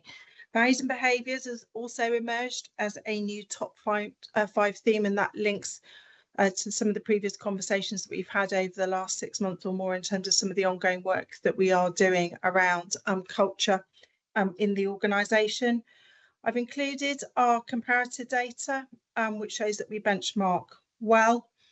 And then in relation to the Parliamentary and Health Service Ombudsman activity, we've had 10 complaints referred this year, which is a decrease from the previous year. We have 2 complaints that remain open and under review. And again, that's improvement from last year and just shows the progress that the PHSO is making in terms of trying to close down some of these complaints, which, you know, for families that are involved in that process, it's really important that resolution is sought with them. There's some more work that we're going to do around how our complainants experience our service. So we've seen an uptake in terms of the questionnaire that we send out to all complainants following closure of their complaint. I'm going to take some learning from what we do around how we involve families in incident investigation processes to see if there's some transferable work that we can do to improve people's experience of the complaints process. And then just finally, I've linked our overall annual compliance statement in relation to mixed sex accommodation.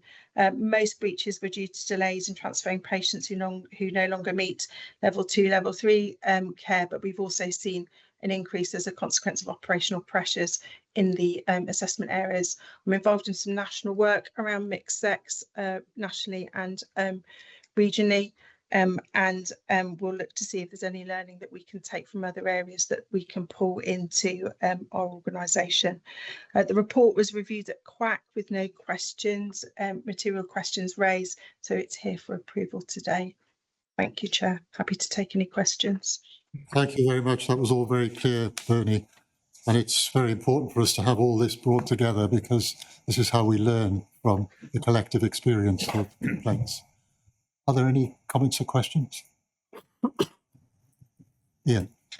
Just one reflection, really welcome the report, Bernie, is whether for that communication piece, the fact that we're moving to a new patient administration system next year in June in terms of e-care, and whether there's opportunities in that to make sure that we're maximising the kind of communication channels and how that links with complaints and compliments would just be something I think it's worth us considering. Thanks, thanks, Ian. That's a really good point. I'll check to make sure that Helen Williams, Claire, and team are involved in that piece of work. Thank you, Ian. Eddie, Richard? Yeah, thank you, Chair. So just a couple of questions for me, Bernie. Thank you very much for coming. I just wanted to have some assurance that you think there is sufficient scrutiny of performance. Sorry, is there sufficient scrutiny by exec about complaints, and are you satisfied that all complaints are followed through and there's reflective practice in all care groups? So that's one assurance. The second, and this is a question Adam has asked in the past about different formats for different groups. I read this as very much an internal document. Are there plans to have a more easy read document for external audiences that might reflect specific complaints alongside of, you said we did examples so people can see that their specific complaint has led to change? And lastly, just on informal complaints, in the IPR report, and I got a bit confused about this, it suggested that we were below target in terms of responding to informal complaints. So I just wanted to see what work we're doing to improve that. Thank you. Thank you. So in response to your bit of executive oversight of complaints, so Kim on behalf of Steve signs off all complaint responses in the organisation, and in her absence I do that on her behalf. It's also integrated into our kind of quarterly assurance processes through the patient experience group, but that obviously come up to board in terms of the learning, and it's also pulled through in terms of our performance assurance framework with the care groups as in to be divisions on a monthly basis. In relation to informal complaints, we have, so we are below trajectory in terms of informal complaints, and we are tracking that through the care groups on a monthly basis. At the minute, the most challenged area in relation to that is AEM, and it's one of the areas that we picked up through the Quality Summit. I think there's some further work that we are doing with our team with areas on a face-to-face basis about kind of gaining confidence in terms of just picking up the phone and talking to people.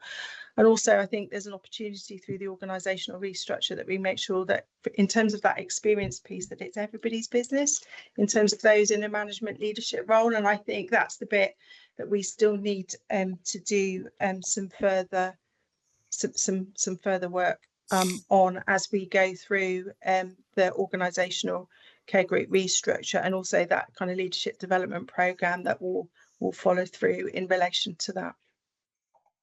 I picked up all of your questions, Richard. The last one about how we communicate externally. So is there an easy read version? So easy read. So we can make this into an easy read. We can make this into an easy read version, and I can pick that up with Laura so that we can make something that's accessible on our website in relation to that. Thank you, Richard. If there are no other comments or questions, sorry, Kim, I didn't see you. No, it's fine. Richard, building on that, the beauty of reading every single complaint before it goes out, actually we get that soft intelligence. So actually it can be a really strong clinical response, but does it have how would you feel if that landed on your mat? Does it have the right tone, culture? It also allows Bernie and the team to do some triangulation. So if we pick up a flurry of letters on the same theme or the same area, we're able to go back and use some of our quality metrics, such as our Aspire programme and safety incidents complaints, to see if we've got an emerging trend, which often then leads to, as AEM are at the moment, our urgent and emergency care group, we're able to do a quality summit and have a look at and have a little dig around to see what further support they need. So it's a real useful tool to be able to do that. It isn't just about answering the question, it's about making sure we've got the right culture and ethos within the care group to appreciate that feedback is a gift, even though it might not be something you want to read. Actually, how we're responding to it is important. Really helpful. I'm sure we'll remember that phrase, feedback is a gift, Kim. Feedback's a gift. I'd like to move on if we can, because we've still got a lot to do. So we have had assurance from Bernie around the mixed-sex breaches, which are supposed to be reported to us as a board. And we have received comparative data, and we've received comprehensive information on how our complaints are dealt with and resolved. So I hope the public can feel assured that complaints are taken very seriously and all followed through at very high level.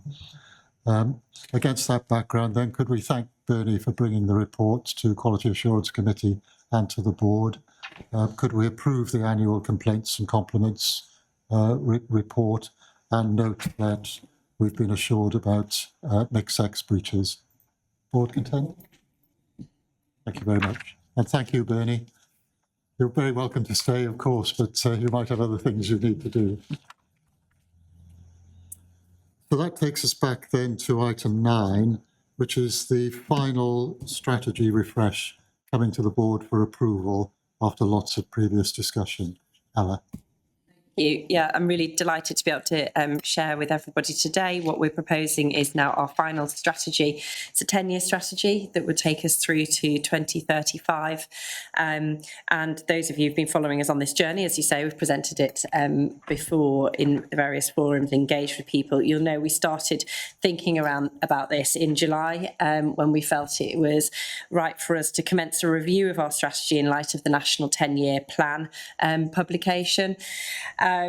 So whilst it is a refresh, I think it is important to note that it's a really significant one. There's a lot that's different in here. There is a core, I think people will see a continuation of doing what we already do well and continuing to build on that, but equally being really clear that where we have new challenges and we have a new vision laid out nationally, this is about how we respond to that and being clear in our role as in the system in how we take that forward. So Just to be really clear, our vision remains as outstanding care for one and all. In the feedback we received from people, it was overwhelmingly felt that's clear and it reflects what we are here to do. And similarly, our values are staying the same. We refreshed those back in 2022. They are respect, compassion, honesty and teamwork. And the feedback we had was they resonate with people. Whilst there's more work we need to do to fully embed them, they are starting to really take hold and people recognise them. So we're keeping those exactly the same. In terms of what's different, so our strategic objectives have evolved, and you'll see that in the document. Again, there's some continuation, so safe, high quality care. We describe that similarly, but we've put much more emphasis on the care closer to home and our role in developing that across the peninsula and across the Cornwall and Isles of Scilly footprint. Supported and valued people, whilst the title of that is the same, you'll see a far greater influence on culture, well-being and how we support our people to be the really best they can be within this organisation. I think within that an acknowledgement that we haven't yet got that right and we need to do more work. And then thirdly, improving together. We've changed the title of that a little bit, but really it is all about how we build on the reputation we have as being a learning organisation, one that embraces improvement. We've heard already today, we acknowledge when we get things wrong, we seek to improve, we celebrate when we do things right. And within that, being really clear as well around our ambition for university hospital status, our ambition to work with our academic partners to pursue and further progress our R&D areas of excellence. And then the fourth one is brand new. Whilst it was perhaps implicit previously, we've made it really explicit. It is our intention to partner with purpose, and that's how we see we will succeed as an organisation.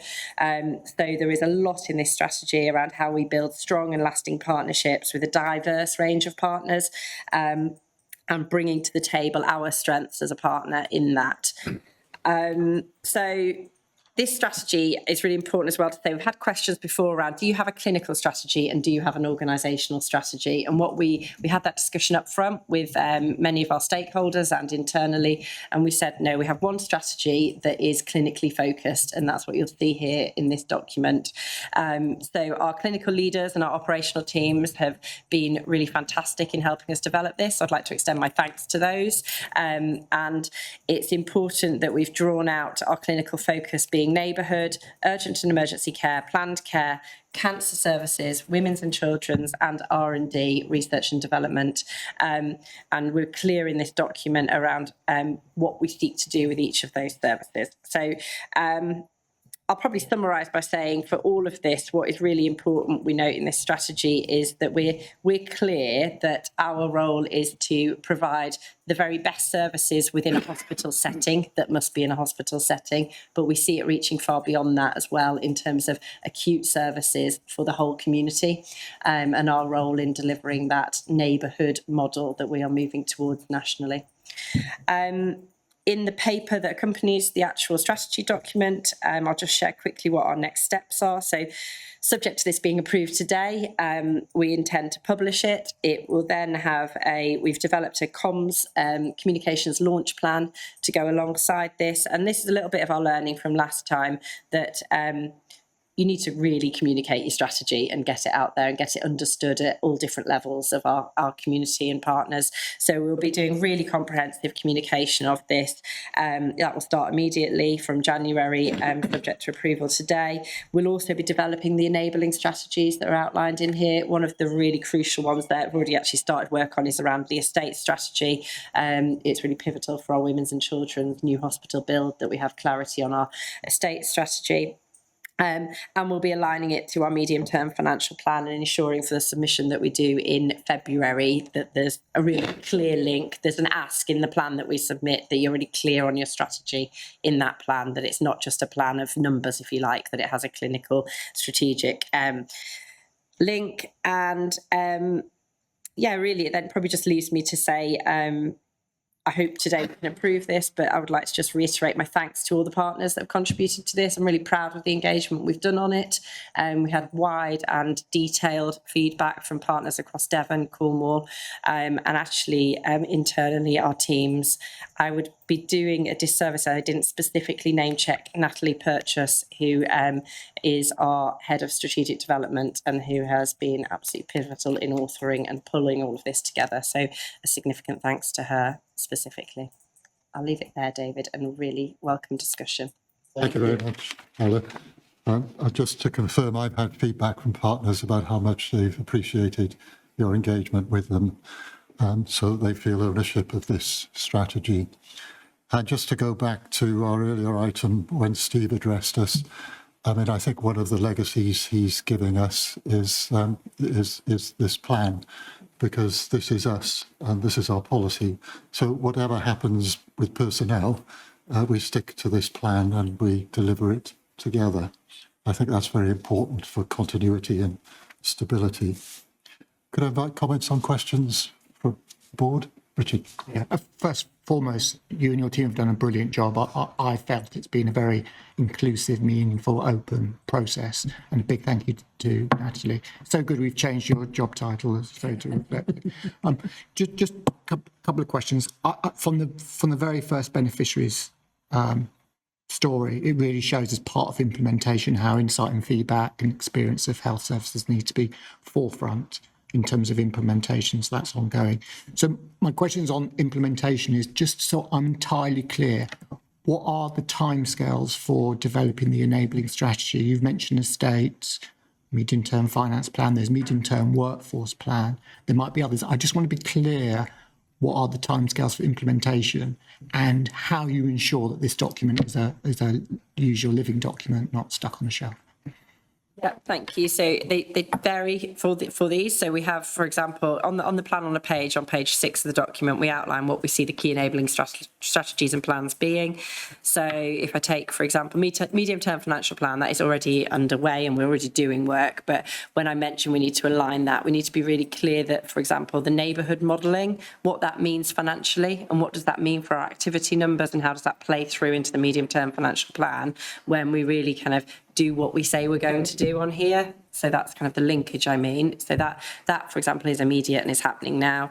Similarly, the green plan is a key enabling strategy, but we've already approved that here at board and we've been really clear on what our green plan is. But we just need to make sure that in rollout of this, we stay true to that and we enable that to happen and deliver.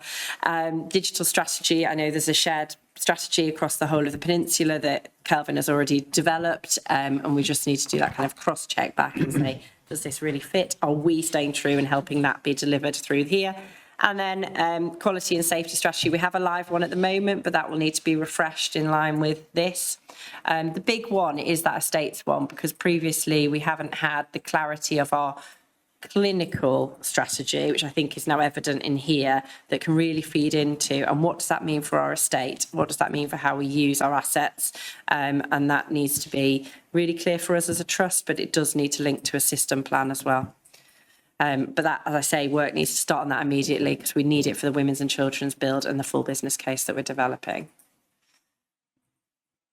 The enabling strategies are critical to the delivery of the clinical strategy.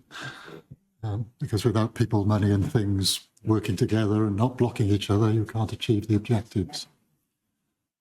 So who have we got on screen? We've got Robin and we've got Adrian. Robin first.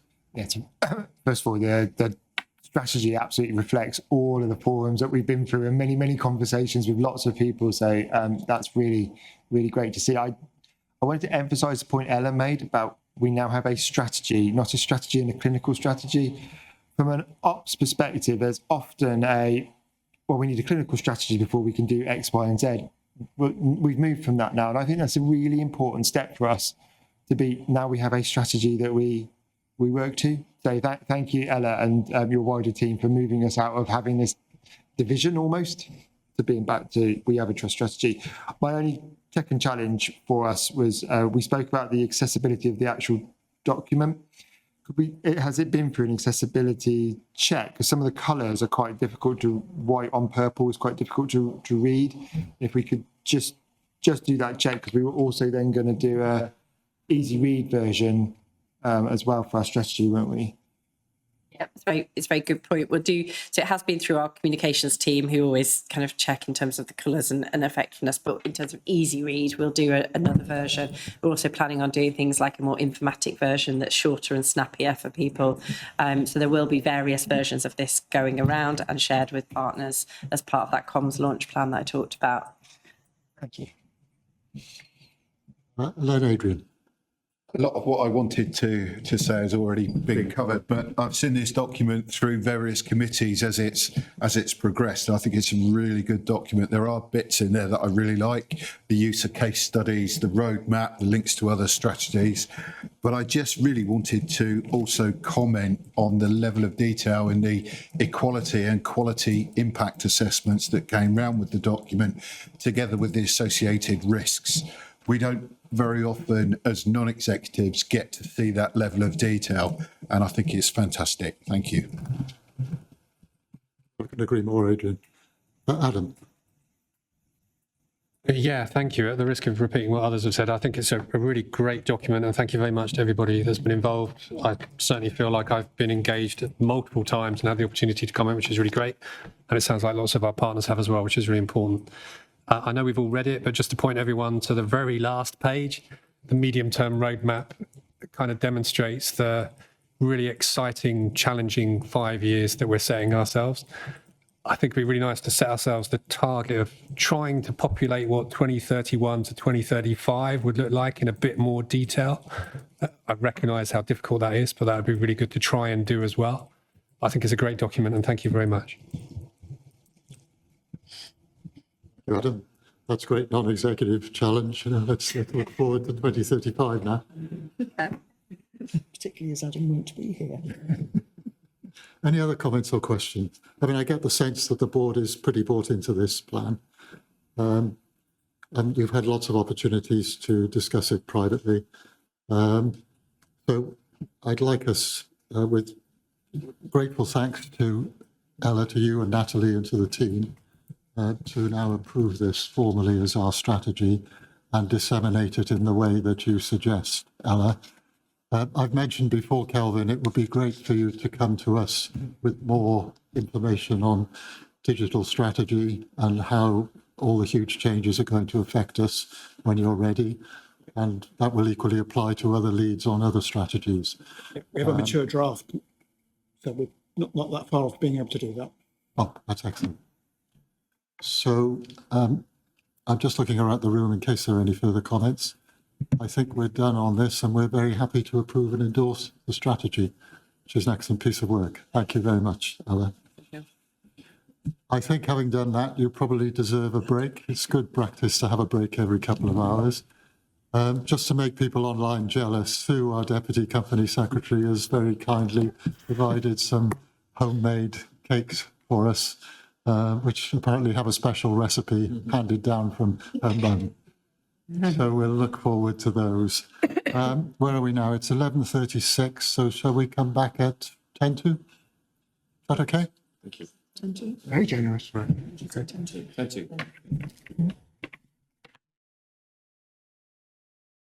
Back, everybody. I hope everyone's had a good break, and we can now continue our meeting, refreshed at least in this room by cake. And our next item, I think, is section B, the reports and matters from committees. And just to remind the board and the public, we trust our committees, so we don't go through everything that the committees have dealt with, just the things that the committees are escalating to the board for discussion, or things which are mandated for discussion at board level, such as maternity issues. So against that background, could I ask the chairs of committees to introduce their reports, and then the executives to keep their reports as brief as possible? You don't have to repeat everything that you've said at the committee. So if we go on then, first of all, to item 10, the Quality Assurance Committee, which is chaired by our Vice Chair, Isabel Down. Isabel. Thank you, Chair.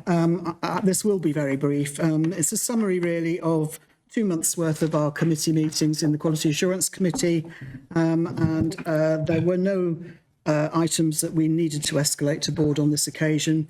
But I would just make a couple of quick points. One is firstly to put my thanks on record to Matt Hill, who has left us now as a non-exec, but was part of our Quality Assurance Committee and made a really significant contribution as a clinician on that committee. So my thanks to Matt. I think the other things probably just to note are the fact that we continue to maintain quite a forensic focus on some areas, particularly around fracture neck ophema and stroke services. And you'll see within the report that this is continuing to occupy our thoughts and our efforts in trying to achieve the required improvements in those services. We are seeing improvement, which I'm sure Mary would possibly want to comment on, but there is still work to do. I think other than those comments, I don't think there's anything I particularly want to raise at this particular board meeting, Chair, so I'll hand back to you. Thanks very much, Isabel, and thanks for all the work you do as Chair of the committee. Item 10.1, the Maternity and Perinatal Safety Report, is a requirement at every board meeting. Just to mention to you that I spent over an hour in maternity yesterday with Bernie George, which was an excellent experience. And I also visited, I couldn't resist visiting on New Year's Day so that I could see the New Year babies. And there were four born overnight, which was after midnight, which was really uplifting. And mothers and babies were doing well. So that was a great experience for me. And although I know that there's a lot of controversy around maternity services nationally and lots of inquiries, and we must never be complacent, it struck me that our maternity services are of very high quality, Steve. So against that background, Kim, could I invite you to introduce the report? Yes, I will take the report as read. It's also to note that it's comprehensively discussed at our Quality Assurance Committee meeting. There's 3 brief points I'd like to raise, starting with the National Home Birth report came out, and we're required to do a home birth review against the national benchmarking. That is currently being undertaken and will form part of the next report that comes through to board. The team are working with system colleagues. We're absolutely acknowledging that we are seeing more and more mums come through without a formal mental health diagnosis, but clearly either having emotional difficulties or psychological distress. And whilst we've got other teams that are able to support, we're collectively putting our heads together to see what else can we collectively do that helps support families at this time. So that will come back through our subsequent reports. And then just the last point, you've heard each report talk about our concerns as regards our neonatal unit staffing and the mitigations we're taking. And we acknowledge that with the mitigations we're taking, especially the enhanced rates, we're seeing our neonatal staffing improve, but most important, qualified in specialty. That is absolutely the crux of this, having the right skills. And we are hoping to be able to exit that with the plans in place from the team at the end of March. So we'll keep an eye on that. We are not seeing an increase in any safety incidents, but we do acknowledge we are being really careful as regards when we have more than when we have 4 cots in a bay around infection prevention and control, privacy and dignity, and other issues. And David, as you said, a very, very busy festive period, and a big thanks to our staff in maternity and neonatal unit. And they've had quite a few rounds done over Christmas and the New Year, as we always do. But thank you to them, and I shall leave it there. Thank you. Thanks very much, Kim. Any comments or questions for Kim on the report? But one issue that was mentioned yesterday, Kim, was the reporting, which is now in place every day. And I wondered whether that reporting, wouldn't be better proportionate to risk rather than, required of every maternity unit. But apparently it is a requirement for everyone to do it, even if they're relatively low risk. Absolutely, it's a national, and I think there'll be some more some more reporting and other mitigating reports needing to be done in the near future as well. But we're really plugged in nationally, and we will give that feedback. And we do have additional governance support to be able to help with the administration load as well, which has been beneficial to the staff. But we'll just keep an eye on. But everybody has to do it regardless of their rating or status. Because, I mean, clearly there's some jeopardy in being in NOF1 because, you know, having been in NOF1, you could cease to be in NOF1, whereas if you're in NOF3, that's where you are. So I hope there'll be benefits of being in NOF1 as well as the jeopardy. Thank you. So part of that, I think, is being proportionate to risk.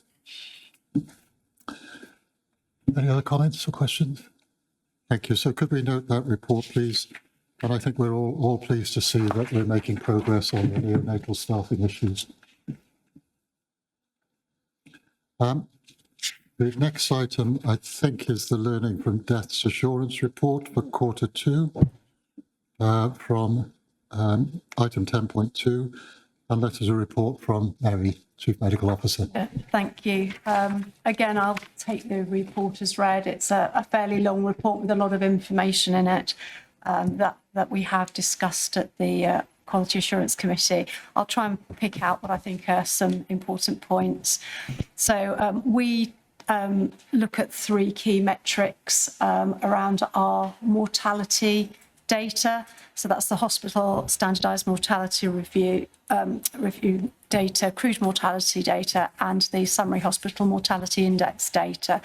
And it's important that we make sure that that data all triangulates so that we're confident of our picture when it comes to mortality. Pleased to report that our HSMR, that's our hospital standardised mortality ratio, and our crude mortality are well within the expected range. And actually, so is our summary hospital mortality index. But what we did notice over the Q2 was that there was an upward trend in the elective cohort, which isn't something we would have expected. And testament to the fact that we do triangulate and we are able to pick up anomalies, we were able to look at that in some detail and identify that because of new models of care and different patient routes into the hospital, we discovered that some emergency admissions into some of our same day areas, so SDMA particularly, were being coded as elective, and that was then subsequently skewing our data. So now that we're aware of this problem, we are able to complete a retrospective audit to make sure that there is no information that we should be aware of that we were legitimately picking up but assuming was an anomaly. So we're doing that piece of work, but also we're making sure that we're appropriately coding going forward so that that should cease to be a confounding factor in subsequent reports. We benchmark well within region for our mortality data. In terms of HSMR, hospital standardised mortality ratio, we now only have one alert. When Isabel was giving us the update on the Quality Assurance Committee, she mentioned both stroke and fractured neck of femur.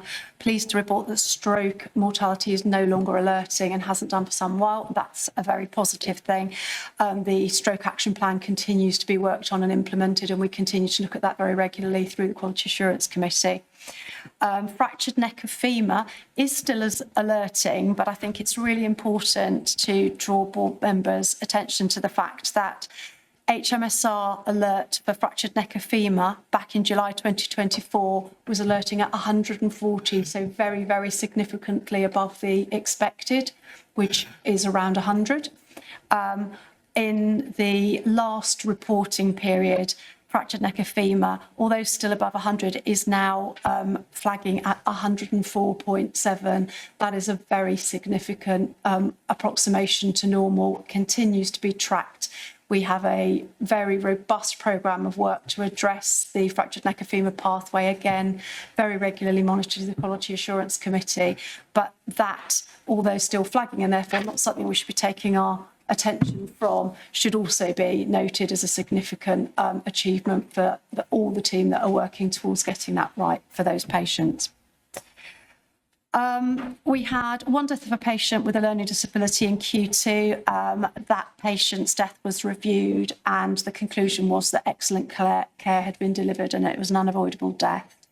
We also had 3 other patients reviewed through the patient safety review process, and all the learning from those deaths are included within the appendices 3 and 4 of the report. I think the most pertinent and immediate thing that I would like to bring to the attention of the board as a result of looking at this paper is that over the last 2 quarters, it has become clear that we don't get full assurance at this point in terms of how frequently mortality and morbidity meetings are being undertaken within specialty groups. This is a mixture of not reporting the meetings that are occurring through such that we're capturing the data, that operational pressures have meant that meetings are happening less frequently than they should be happening, but that we think that there are likely some areas where the focus is not appropriately on the mortality and morbidity process, and we have commissioned a piece of work being led by our clinical director for safety, quality and effectiveness in basically drilling down specialty by specialty to make sure that they have an appropriate process for their particular specialty in place and that meetings are happening. So that is something that will be happening throughout this quarter, and I would like to be able to report back in the Q4 report. Other than that, I think I'm happy to take questions. I think they were the main points I wanted to raise as a result of the report. Thank you very much, Mary. And I think it's very impressive the way that you triangulate all the data, which gives us assurance that everything's being picked up. So thank you for that. I just wanted to ask you, now that you've brought the mortality meeting, this issue to our attention, is there anything that the board needs to do to help you, or are you happy just to report back following your process? I think at this stage we need to let the commissioned piece of work take place, because at this point what we're not aware of is whether it's simply that it is not being reported and captured or that it is not happening. I think once we've got a very clear picture of where we are, and I suspect it's a hybrid, I suspect it's somewhere in between, we will then need to look at what we do to support the teams to get to where they need to be.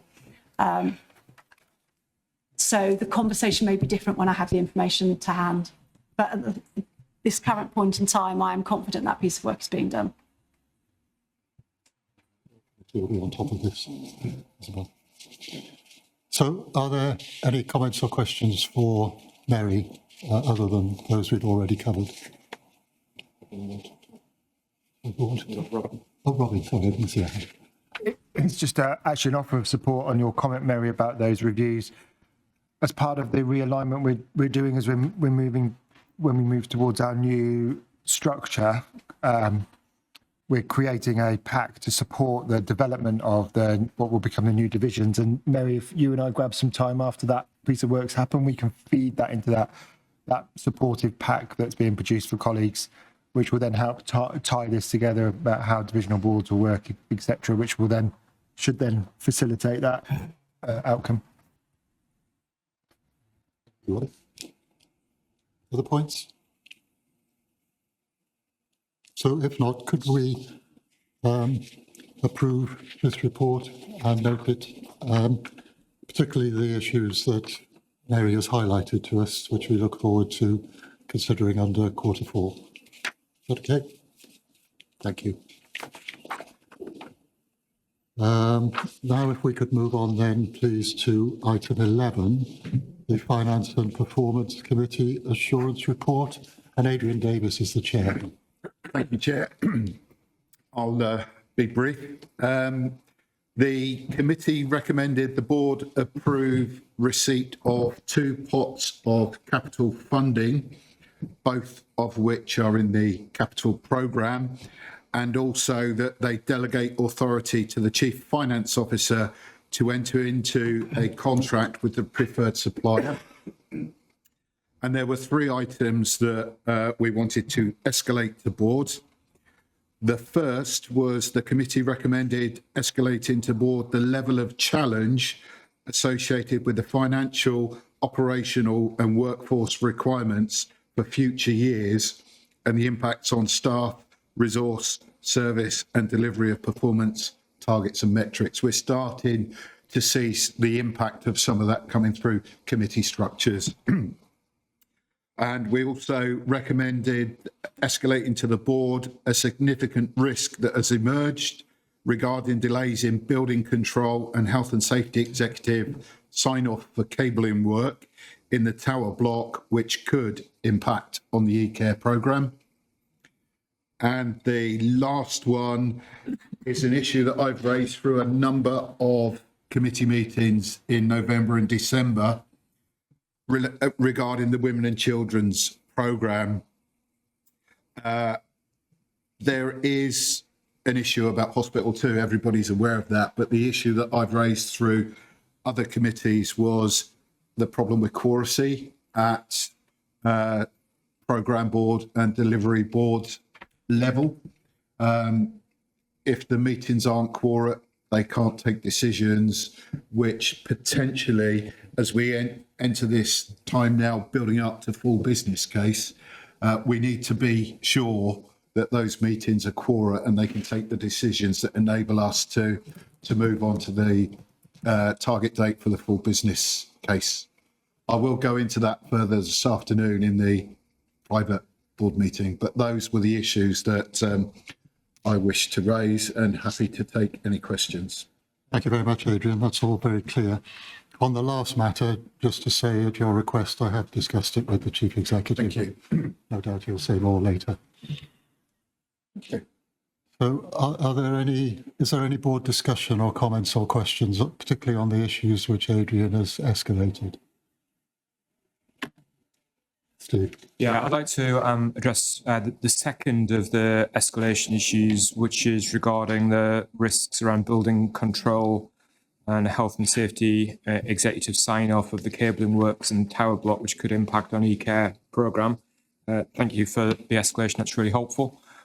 We have made arrangements for an escalation meeting to be held with the health and safety executive, so I'm meeting with the health and safety executive regulatory lead with our Director of Estates and other colleagues, and I understand that's going in the diary over the course of the next week to provide an opportunity for that senior escalation between the Health and Safety Executive and Royal Cornwall Hospitals NHS Trust to identify whatever actions are necessary to enable that to progress. So it's not resolved yet, but following the escalation from committee, we've made arrangements for that escalation meeting with the HSE. Thank you for that. That was exactly what we were hoping would happen. So thank you very much. Yeah, just to explain for the public, there is a presumption that we deal with matters in public unless there are certain prescribed reasons as to why we should take them in private. And one of those is commercial sensitivity.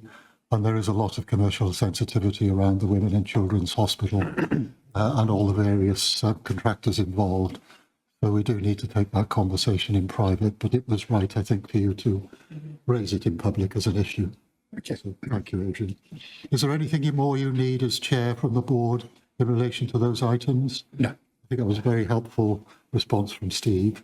That the matter that you wanted escalated is now going to be dealt with at HSE level. Yeah.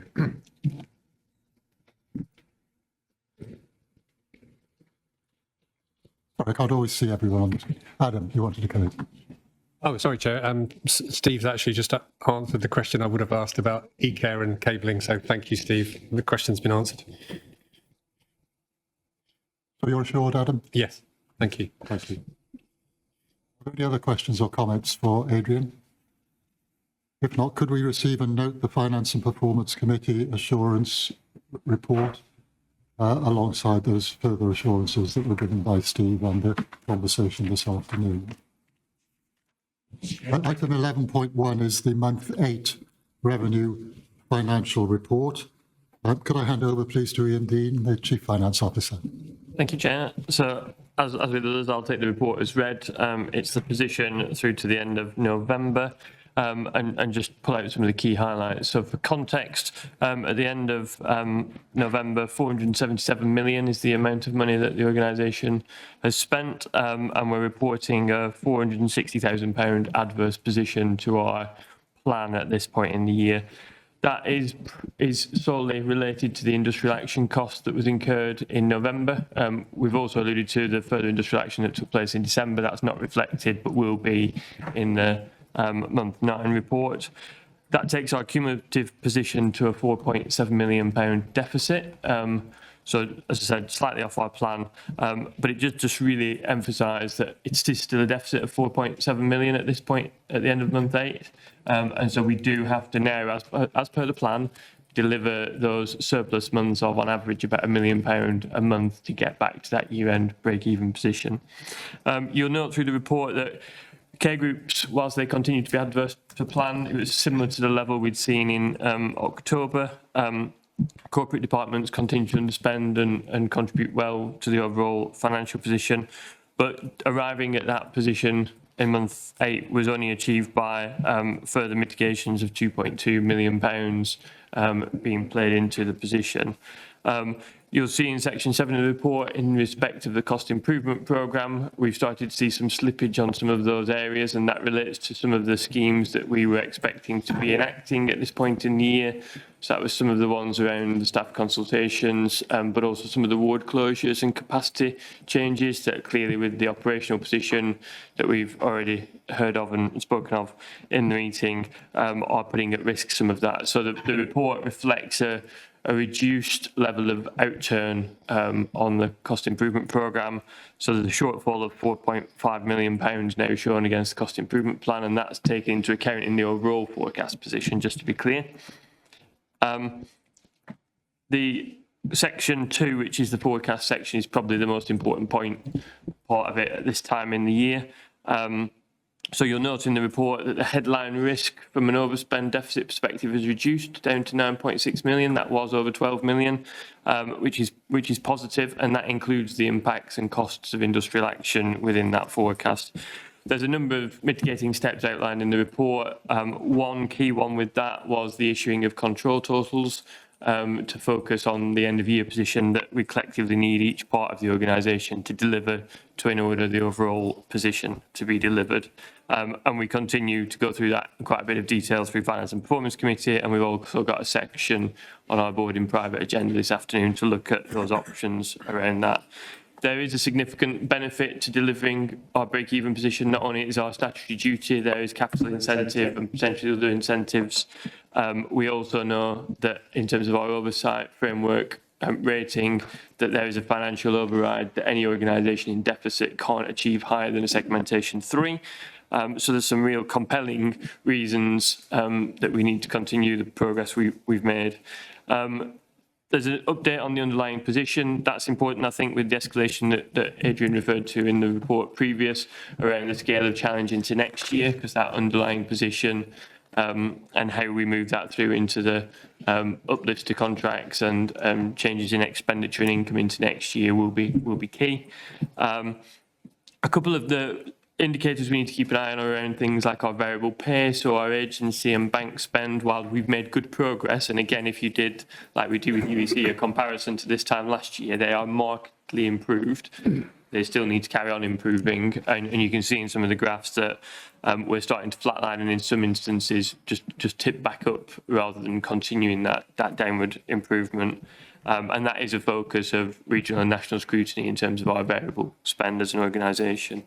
There's a comprehensive section, section 6, around the income and activity position. So we continue to underperform on our elective activity from a financial perspective, but we're hitting the performance trajectories as we see in the IPR and trajectory towards the 74% RTT under 18 weeks. And we continue to have an overperformance on our non-elective elements of care. And I'm in close conversations with my counterpart in our integrated care board in the ICB around that and how we manage that as a system in terms of our collective delivery at year end. And then the final point just to pull out is our cash position. So the report gives the update to the end of November, cash balance of 27.7 million. At the end of December, to give you an update in more real time, we had a balance of 21.5 million. So there was an expected reduction in our forecast. That's still about £4 million higher than our forecast was for the end of December. So at this point, I haven't got any further concerns from a board to raise with board in terms of our cash position. We continue to monitor it weekly through meetings with my team and through the reporting, and we still do the quarterly deep dive to committee on the cash position as well. So I'll pause there and happy to take any questions. Okay, that's all very clear, Ian. Can you just remind us on control totals? I think you're imposing them this year earlier than last year. Is that right? Yeah, And that so should make a difference. Yeah, so the letters went out in November this financial year. Last year they went out in January, so about this time. And obviously issuing them at this time of the year, we're now into kind of 10 weeks towards the end of the financial year. So they were issued earlier, and we asked for colleagues to reflect where they thought they could get to in their month 8 forecast. So that's why we've seen that it's positive to see that reduction in the growth risk. There are 4 care groups that haven't moved all the way to their control total, and as part of the follow-up discussions around those areas, we'll be looking at how can we support and constructively review with those care groups what further actions are necessary to get to that control total position for those. We also, I need to just make it really clear to both colleagues that people haven't seen that as an absolute where they have to stop. So we've got some care groups who are exceeding that and corporate areas that are exceeding the control total set, and that's really positive and needs to continue so that we get that collective delivery. Is there any further help you need from the board in enforcing your remit, as it were? No, not at this stage. I think getting very good support certainly from executive colleagues, and like I say, we've got a section in private board this afternoon where we can pick up if there is anything further, but not from my perspective at this point. Thank you for emphasising the point that we're not balancing the budget for its own sake. We're doing it for the benefits of the whole organisation, and for the benefits in capital and revenue terms that come from being in the top segment of the National Oversight Framework. Any other comments or questions from Ian? Well, thank you for all you're doing, Ian. We're still in reasonably good shape, although I know it gets more challenging every month. And thank you very much for the report, which I think we should note as a board and come back to again next month. That takes us on then to item 12, our People and Culture Committee Assurance Report, and the chair is Richard Cromer. Thank you, Chair. We've had 2 meetings of the People and Culture Committee. There are no matters to escalate to the board. There are 2 recommendations, one on the future governance arrangements for People and Culture Committee meetings that Lindsay might want to say a few words on. And we also met in December to discuss the Equality Delivery Standard, and Alice may want to say something on that. And we also discussed the resident doctors action plan that Mary talked about and is in our papers. In addition to that, at our meetings, we have had some concerns about some of the key people metrics around wellbeing, absences, essential training, vacancy rates, and we talked about the need for these to be closely monitored and for interventions to be put in place. And we're also aware of the need to respond to these and other trends in the staff survey. We also noted the ongoing options and concerns about our occupational health offering, and for this to be further considered by exec and at board level. We had a very good conversation on the Culture Task Force and the need for this to be central to the committee's work going forward, and to have linkages between culture, strategy and the staff survey. So there were the main points, and we can take the recommendations separately, Chair. Any comments for Richard? If not, then could we move on to, with thanks to Richard, could we move on to 12.1, the Equality Delivery System, and ask Alison to introduce it, please. Thank you, Chair. So I'll be brief. The Equality Delivery System is an annual return that we need to do. It's a mandated report for the NHS, and we publish this report onto our website. It's done in partnership with our patient experience team, and we couldn't do it without all their hard work. Also want to say thank you to Plymouth for the peer review that was carried out. You'll note within the pack there's an easy read version, as well as the mandated template for us to complete. In summary, we need to say well done to the endoscopy team for their results in excelling. Pain Clinic achieving, and the emergency department gained a score of developing. The data sources that were looked at were complaints, patient safety, friends and family tests, policies, and conversations with service leads to determine those outcomes. So that was the outcomes for Domain 1. For Domain 2, where we look at the health and well-being of our workforce, the score was stable since last year, and Domain 3 is around understanding of equality. And again, we reduced by just 1 point over the last year. So overall, as I say, we're pretty much on course as we were last year. We've got lots of work to do in the coming year. One point that I just want to draw out, because I think it's a really important point, was that the ethnic minority colleagues actually, in terms of their experience, increased, and in particular those colleagues from a Buddhist and Hindu religion experience a better staff experience than other colleagues. However, that is not the same for other colleagues with protected characteristics. So therefore, looking to exec colleagues and champions for LGBT, including myself, disability and long-term conditions, we recognise that we need to give those staff networks and colleagues more support. Right, questions for John? Thank you, Chair. So thank you. It's clearly a lot of very good work represented in this, and I think it's a fantastic summary of some of the great activity happening across the departments.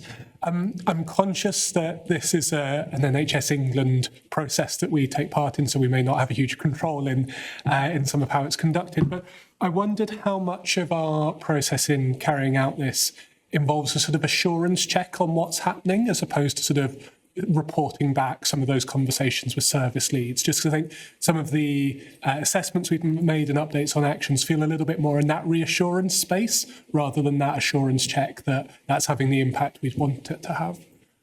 That's an interesting question. Yeah, I went through all the data sources that we look at, and it does combine, as I say, looking at the evidence and then live data as well, and trying to bring that together. We used to have to do it for everywhere, so now we pick out 3 departments, but it's still a significant piece of work. But I'll take the question back to the team to think about for next year. Thank you. I'm happy to pick up offline and yeah, discuss thank you. Other points? So I think what we need to do is approve the Equality Delivery System report for 2025-26, which will be published and needs to meet the mandated publication deadline of the beginning of February 2026, with your associated comments and the need to continue the work as you described. Executive colleagues nodding as you were speaking, so but Steve and I are still sharing the objective around racial.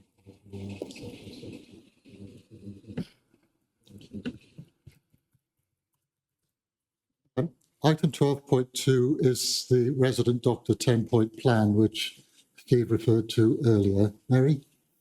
Yeah, thank you, Chair.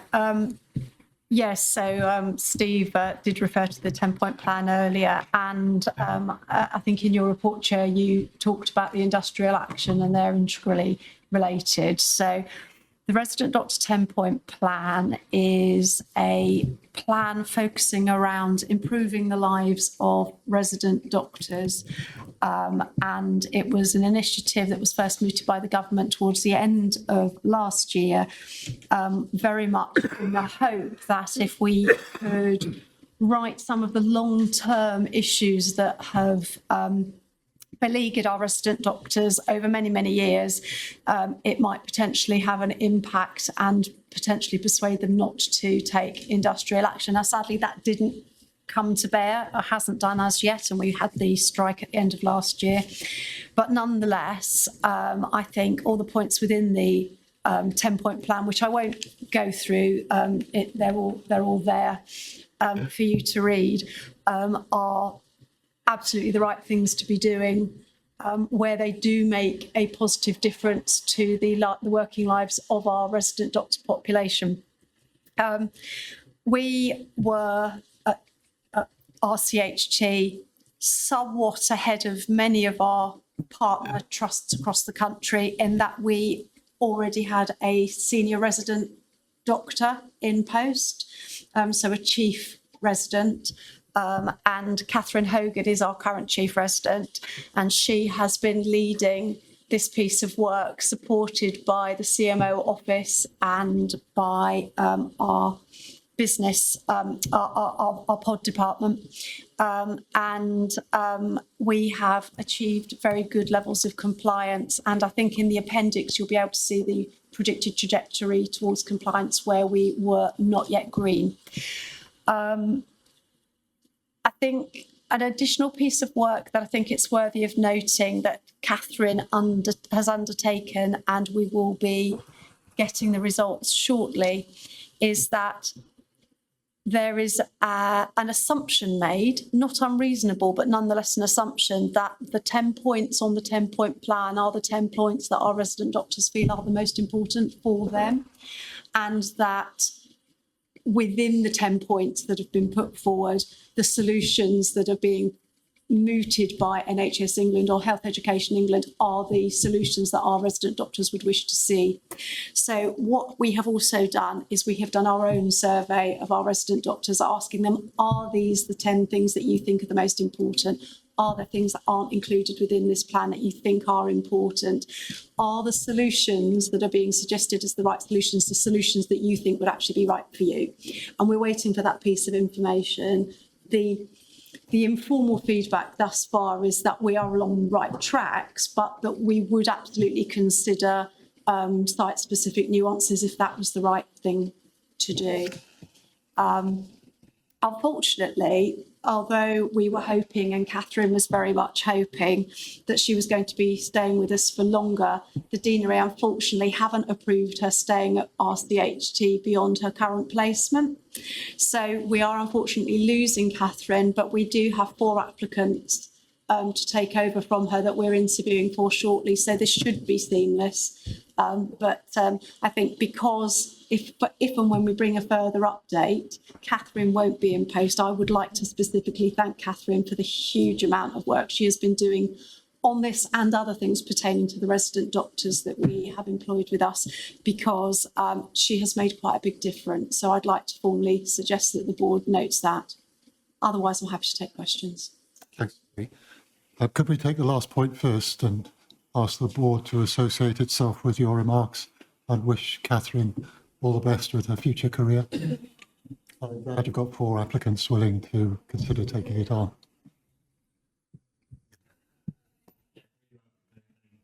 And you kind of started to answer my question. When I was reading it, I was thinking, how would our resident doctors view the progress we're making and if it's the right thing? So I think getting that survey and getting that feedback back, I'd really welcome seeing that at board, because there may be, like you say, it might be a 12-point plan that is required for RCHT because of some of those local nuances. And I think regularly keeping board appraised of how our resident doctors feel about the progress we're making, and I know that'd be what you'd bring back through, but I'd really welcome that, so thank you. Thank you, Ian. I agree with that. I would have liked to have mentioned actually that has just occurred to me that I think it's a 10-point plan for resident doctors, and it is a plan with a purpose, and that is the very specific wish of NHS England. But RCHT is looking at what sits beneath that, and if it would improve the lives of other members of staff, we're not limiting it to resident doctors, and I just wanted to make that clear. So there may be some things that are very specific to resident doctors, for instance, plans around mandatory training or around rostering. Equally, hot meals at night and places to park when you're on call, they should apply to everybody. I think that's important to note. Very important point. Thank you, Mary. Alison and then Steve. Yeah, that was one of the points I was going to make, actually. So thank you, Mary, and thank you, Mary, Jo and Catherine for the leadership in this area. Well, one of the things I was just going to pick up on as it's board in public, which seems really relevant, is about payroll. And obviously we have got a good reputation of good payroll compliance within the trust. However, if things do go wrong for whatever reason, I just wanted to make sure that our resident doctors and staff are reminded that we have facilities through wage stream to fast track advancement of wages if something if it's been worked but not paid. And secondly, there's also always an override through myself as lead for payroll if there was a substantial payroll error and people needed access to funds. I think that's particularly important and timely given that we've just had Christmas and people often have bills to pay post-Christmas. Thank you, Alison. Steve. I really just want to echo the comments that Mary made at the start about the work of Catherine, and I recognise as a board we've endorsed that. I had the opportunity to spend some time with Catherine and some of our resident doctors who were available towards the end of last year and used that as an opportunity to talk through the 10-point action plan that Mary's just summarised. And we had a very open, transparent, engaging discussion with resident doctors and with our chief resident. So I just wanted to recognise the approach that Mary and Catherine have taken collectively to ensure that we're doing this completely transparently and completely openly. And it's really positive to see this brought forward in the board and public as well. This is a really important piece of work. It is quite right, I think, to identify that some of these actions would have benefit across the whole of our organisation, and that's really, really important. It's also important, I think, for us to recognise the unique nature of the role of resident doctors, and particularly the rotation aspects, places them in a position that very, very few other colleagues across our organisation would experience, and therefore quite right, I think, that we do have specific actions designed to support them in the best possible way. Thank you, Stephen. Okay, so can I try and pull this together? Well, clearly we need to note the report. I think we also need to record our thanks to Catherine and wish her well. I think it would be worth noting that in addition to the NHS-driven 10-point plan, we've consulted our own residents about what's important to them, what matters to them. I think it's important that we record the point about the wider implications for all staff of hot meals at night or parking, so it's not just resident doctors, and that we record our thanks to everybody who's been involved in this work and support its continued action above and beyond the 10-point plan as necessary, something like that. Is that okay, Lindsay? And then 12.3 is a proposal around the terms of reference and governance of People and Culture Committee. I'm going to turn to our company secretary, Lindsay, but is there anything you wanted to say, Richard?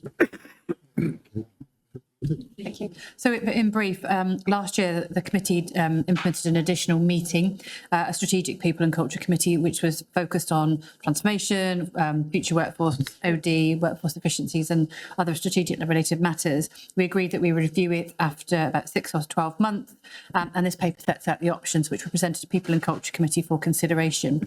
There is a preferred option, which was option 3, which was return to a status quo of the bi-monthly meetings and the ability to request additional ad hoc or informal sessions.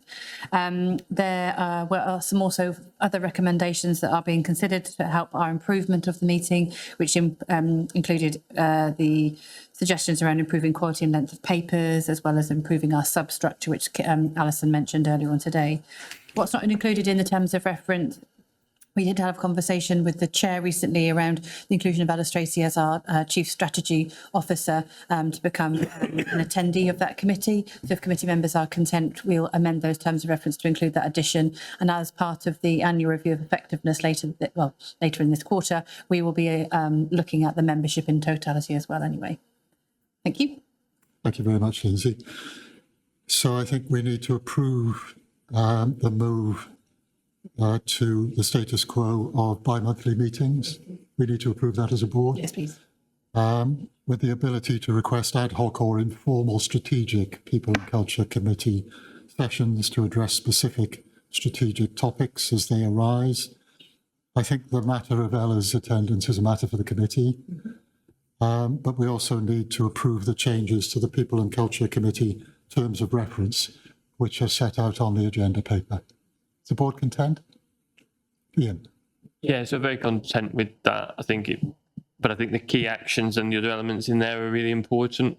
So I do worry that from some of our people metrics, and if we touch on sickness absence, which Richard mentioned in his update from a People and Culture Committee, they have a significant impact on our organisation, on our staff, but also they have a financial impact in terms of having to cover those gaps in our workforce.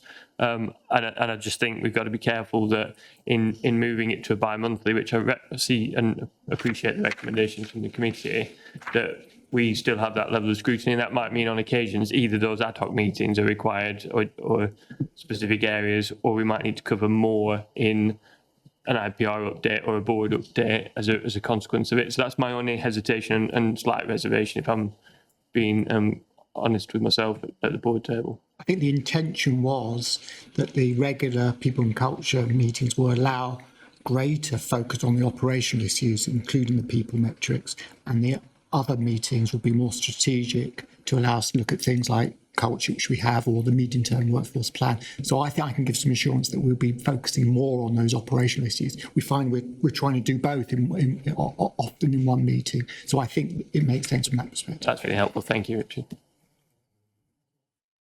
Yeah, I think Richard's probably just answered my question, which was how do we ensure sufficient triangulation across the domains of workforce, finance and quality and safety when the other committees are working on a monthly basis, monthly work plan. And my concern, which Alison will be aware of, others will be aware of, around changing the format and going to bi-monthly was that there's inevitably the potential for some lag in understanding about some of those issues. So as long as there is the opportunity to request additional meetings as we need to have them, then I'm happy with what's being proposed. Otherwise, I think I do see that we may have to pick it up through something like the IPR to make sure that we are covering across on a monthly basis what we need to as committee chairs and as board members, because there'll be a gap. Okay, thanks, Isabel. Richard, do you want to revisit any of this? Do you want to revisit any of the proposals? I don't think we need to revisit the proposals, but Alice and I do note that what Ian and Isabel have said, and I think that's really important. And the links between the IPR report and the people dashboard is really important. Yeah, it's not for solving here, but I know the culture task and finish group is doing a lot of work, but noting the incredible amount of change and pressure in the organisation, I just wondered how we were going to communicate some of that out, noting we've had a sudden upswing in freedom to speak up as regards some of the cultures and behaviours people are witnessing during operational pressure. I think it'd be a really good message on just reiterating other roles other than freedom to speak up. This maybe picks up a little bit of what Ian has mentioned and what you've mentioned around sickness absence, and I could have talked about it in the IPR, but it seems opportune just to kind of mention this now. So in terms of our absence, October we were 5.48%. We've now dropped to 5.29% in terms of absence for this month. However, and this fits in with what you're saying, Kim, our stress has gone from 25% and it's increased to 28.8%. So I do want to remind everybody, and this is, I think, again, something we can pick up from a communication perspective, that staff have the ability to use our employee assistance programme. If anybody is feeling stressed, they can self-refer, or managers can refer as well. So there is both options. And within our EAP programme, you can have 6 counselling sessions free straight away, just by picking up the telephone or emailing the EAP. So that's something I really want to sort of make sure that people do understand and do know, that that facility is there to support people as we're going through, as you say, a period of quite a lot of operational pressure and stresses on staff. Thank you. So we've had the comments from Ian and Isabel, which I feel Richard has taken on board and has agreed with the points that were being made. So we don't need to revisit the proposal, but it needs to be approved by the board in the context of those challenges. Is that acceptable to you, Richard? Yes, absolutely. So can we approve on that basis as I read out earlier? Thank you very much. Just before we go on to item 13, I know that there are board members who have to travel who are concerned about the incoming storm.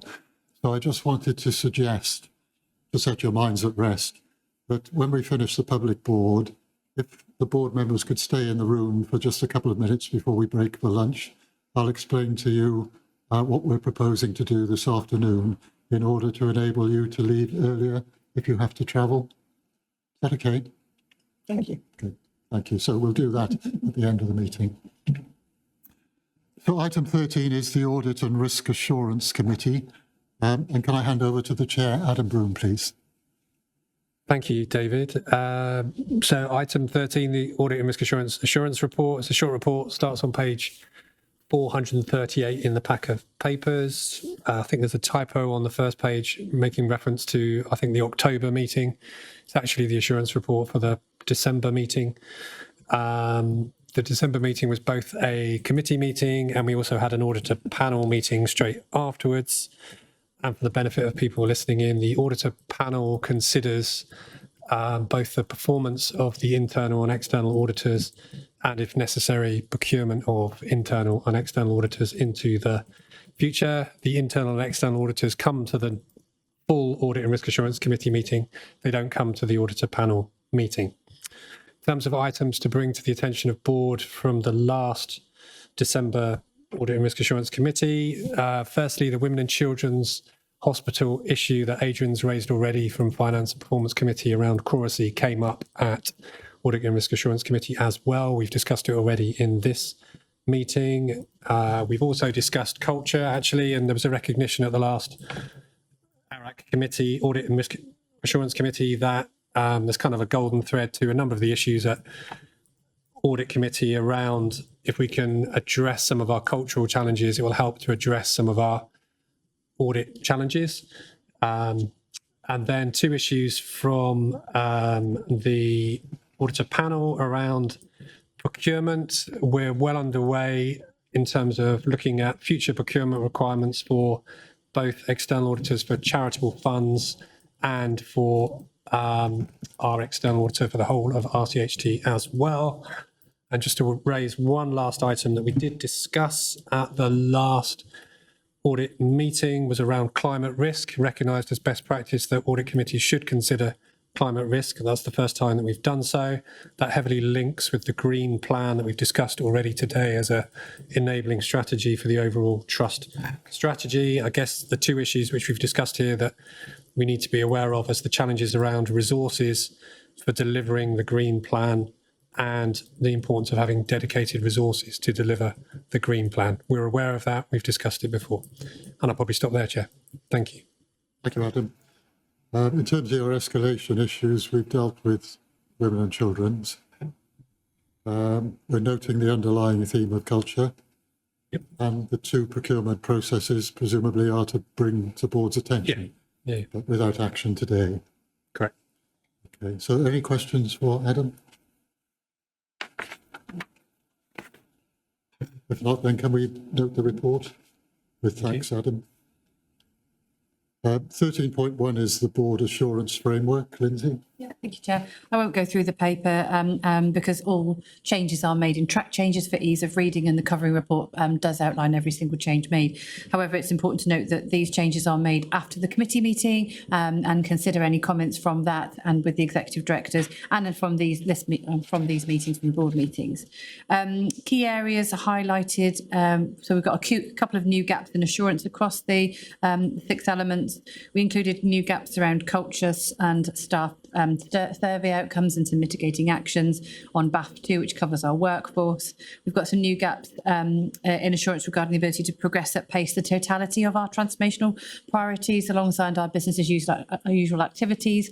This is something that board colleagues felt appropriate. We had originally had a gap in assurance relating to this. We separated out around women's and children's and e-care. We felt in the totality of all the transformational work that we're undertaking and the ability to deliver business as usual activities, it's important to put that back onto the board assurance framework. And the only other things just to highlight is we always at board review our common gaps in assurance, and to highlight that there's no change from the previous report to board in November. They remain to be consistent. Thank you. Thank you, Lindsay. Any questions for Lindsay? Ian? Not a question, just a reflection. On the back of the strategy sign off today at board, we probably just need to make sure our BAF reflect the things and just timing of that we can make sure, because some of the kind of strategic objectives, etc., will need reflecting. We'll do a complete review of the board assurance framework now that we've got a revised our strategy. Any other comments or questions? I won't read them all out in view of the time, if you don't mind, because they're all on the agenda. But there are, as well as the noting, there are 4 approvals as set out on the agenda paper. If the board is happy to approve those. Thank you. Item 14 is Remuneration and Appointments Committee, which by the very nature of its work is difficult to report on in detail in public.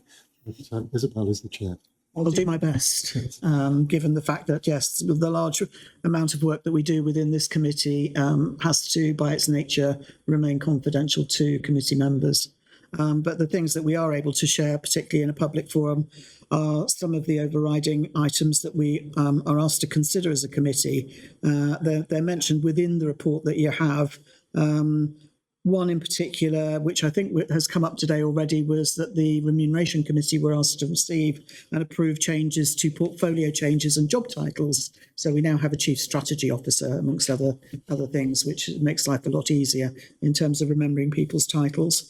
I think we also were asked to look into and find solutions to pay issues surrounding a very senior manager, and we were able to do that and complete that work.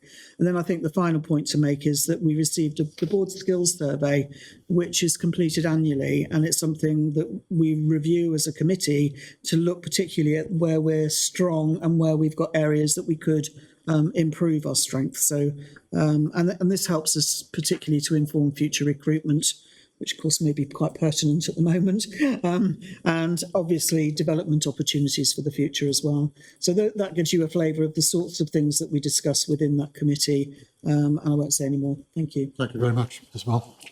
Any questions for Isabel? If not, can we note her report, please? Item 15 is the Integrated Performance Report. And as I always say, we've dealt with a lot of matters arising from this report earlier in the agenda. So members of the public don't feel we're taking performance towards the end of the meeting. We deal with it on an item-by-item basis, for example, in urgent and emergency care. But Robin, can you take us into this, please? Exactly that, David. I've been crossing things off my list as we've been going through the board meeting to draw colleagues' attention to. There's a big section of recovery actions from a elective performance perspective. I say recovery in a place that we are still forecasting a very good position, but we should have been at 0 patients over 65 weeks, and subject to final validation, we ended at 3 for the 21st of December, and therefore we are taking further actions to deliver on our commitments in the annual operating plan with regards to 52 weeks maximum weight and making sure that we sustain a 65-week position. Cancer, your colleagues will note in the report that the cancer performance, it remains whilst high, and benchmarks well, and you'll see the benchmark figures in there. There are some indicators that are below where our aspirations are them to be, and there's a list of actions set out in the report, but there's some further deep dive work we need to do in a couple of specialties to support having more detailed recovery action plan, which I hope to be able to bring to Quality Assurance Committee, so you can scrutinise that recovery plan and timescales that sit with that.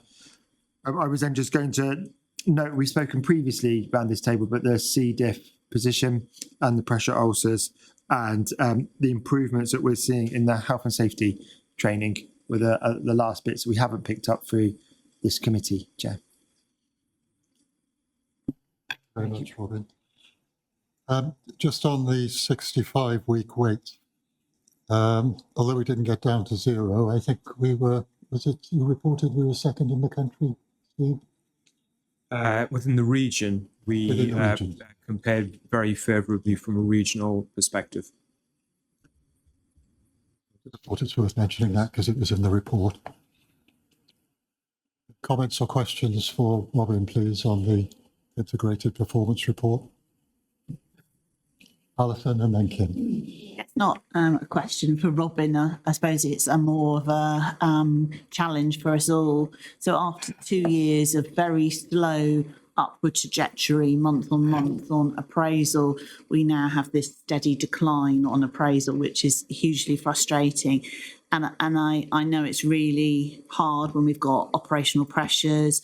Colleagues that are going through restructures are obviously distracted, but just a sort of a plea to everybody really that we refocus on appraisals. Appraisals is an opportunity to do a wellbeing check with colleagues. It's an opportunity to think about future training and development. It's an opportunity to say thank you and for staff to feel valued. So in line with our values, of just asking everybody really to refocus on appraisals as we head into the new year. Thank you.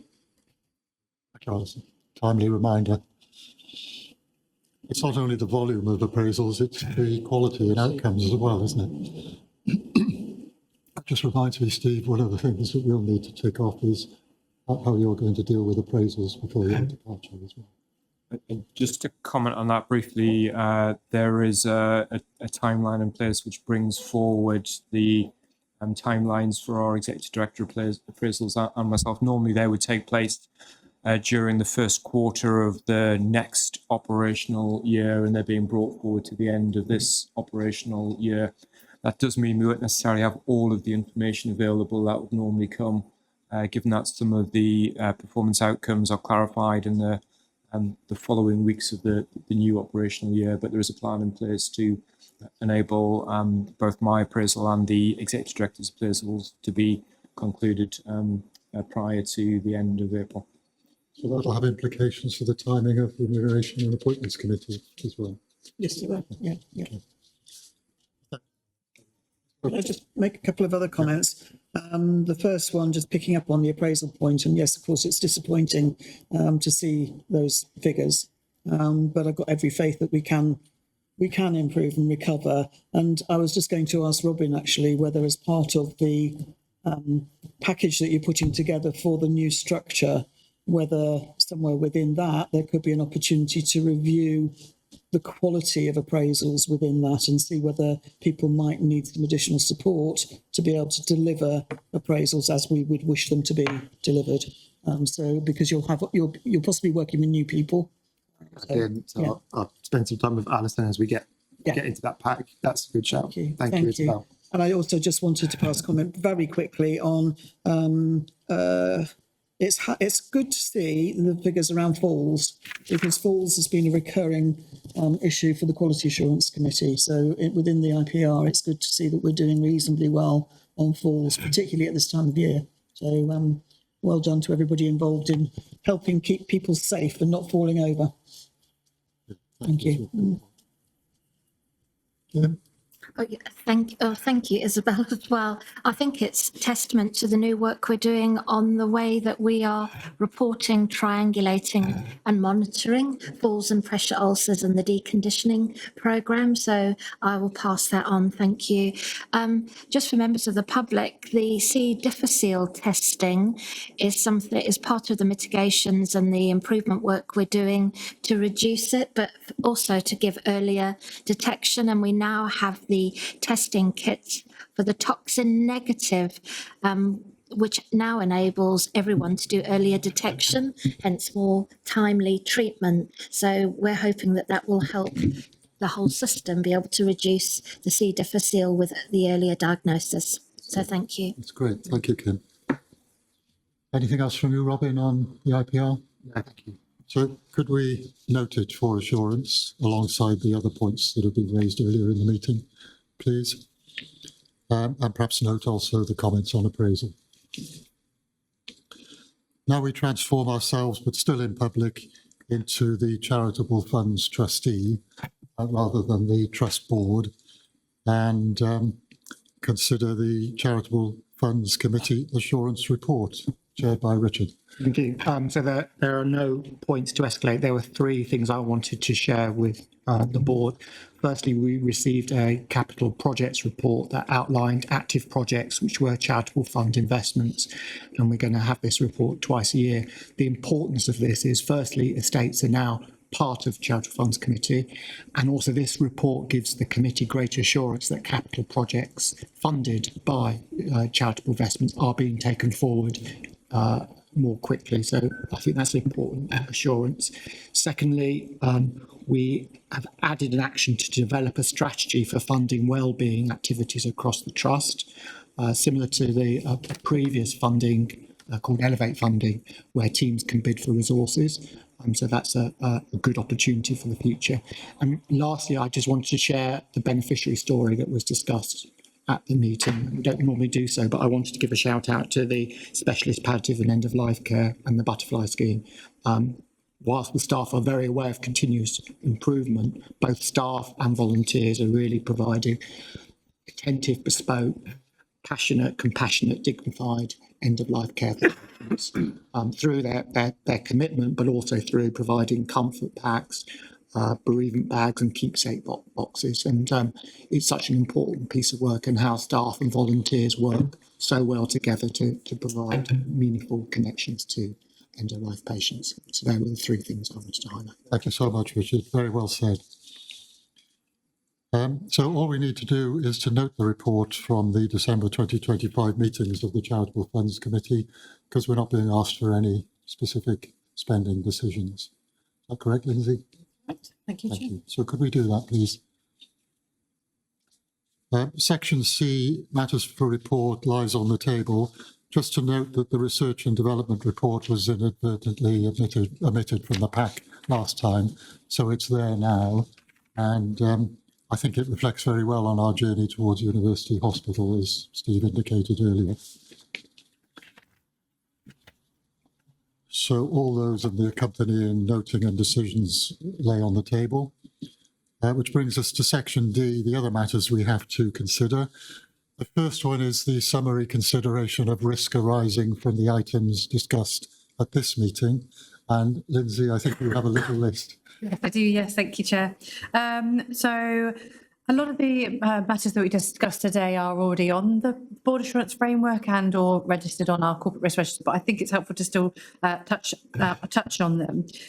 We talked about our industrial action today and the fact that we've escalated the region around the financial impacts, and I think we'll reflect any change on that on BAF4. We've talked about our winter pressures and the challenges that we've had in our UHC position, increase in ambulance handovers and improvements, in ambulance handovers, and the increase in no criteria to reside. So I think it's probably helpful to reflect some of that on our BAF1. We've also talked about stroke performance and how that's improved. I think we need to make sure that's accurately reflected on BAF1. Again, a fractured neck of femur performance, we are flagging as an outlier, but we have improved. So again, we need to make sure that's accurately reflected. And you talked again around mortality and the frequency of the meeting. So I think maybe we might need to consider that on the BAF1 as well. BAF4 regarding finance, the challenges associated around our cost improvement programme and our financial sustainability plan, I think are reflected, but we can consider that further and on our ability to break even and the focus that we have and the recent control total letters that have gone out to mitigate the risk. And I think the only other area I was going to pick up was around stress-related absence. I think we've picked, Alison, we should pick that up on BAF2 on our workforce BAF. And the only other thing to highlight, which I mentioned earlier on, is that we will be reviewing the BAF associated with the refresh of the strategy. Thank you. Maybe a very minor one would be departure of chief executive as well on that list. For completeness, I think perhaps we ought to mention that. Are there any others? Anything Lindsay's missed? It sounded a pretty comprehensive list to me. So thank you very much. We'll note those as the arising risks. And now we come to questions from the public, Lindsay. Thank you. Thank you, Chair. We had about 50 people in total viewing our board today, which is excellent. We had a couple of questions that were raised ahead of the meeting, and we've had one question in the meeting. So I'm going to read out the questions and go to colleagues to answer.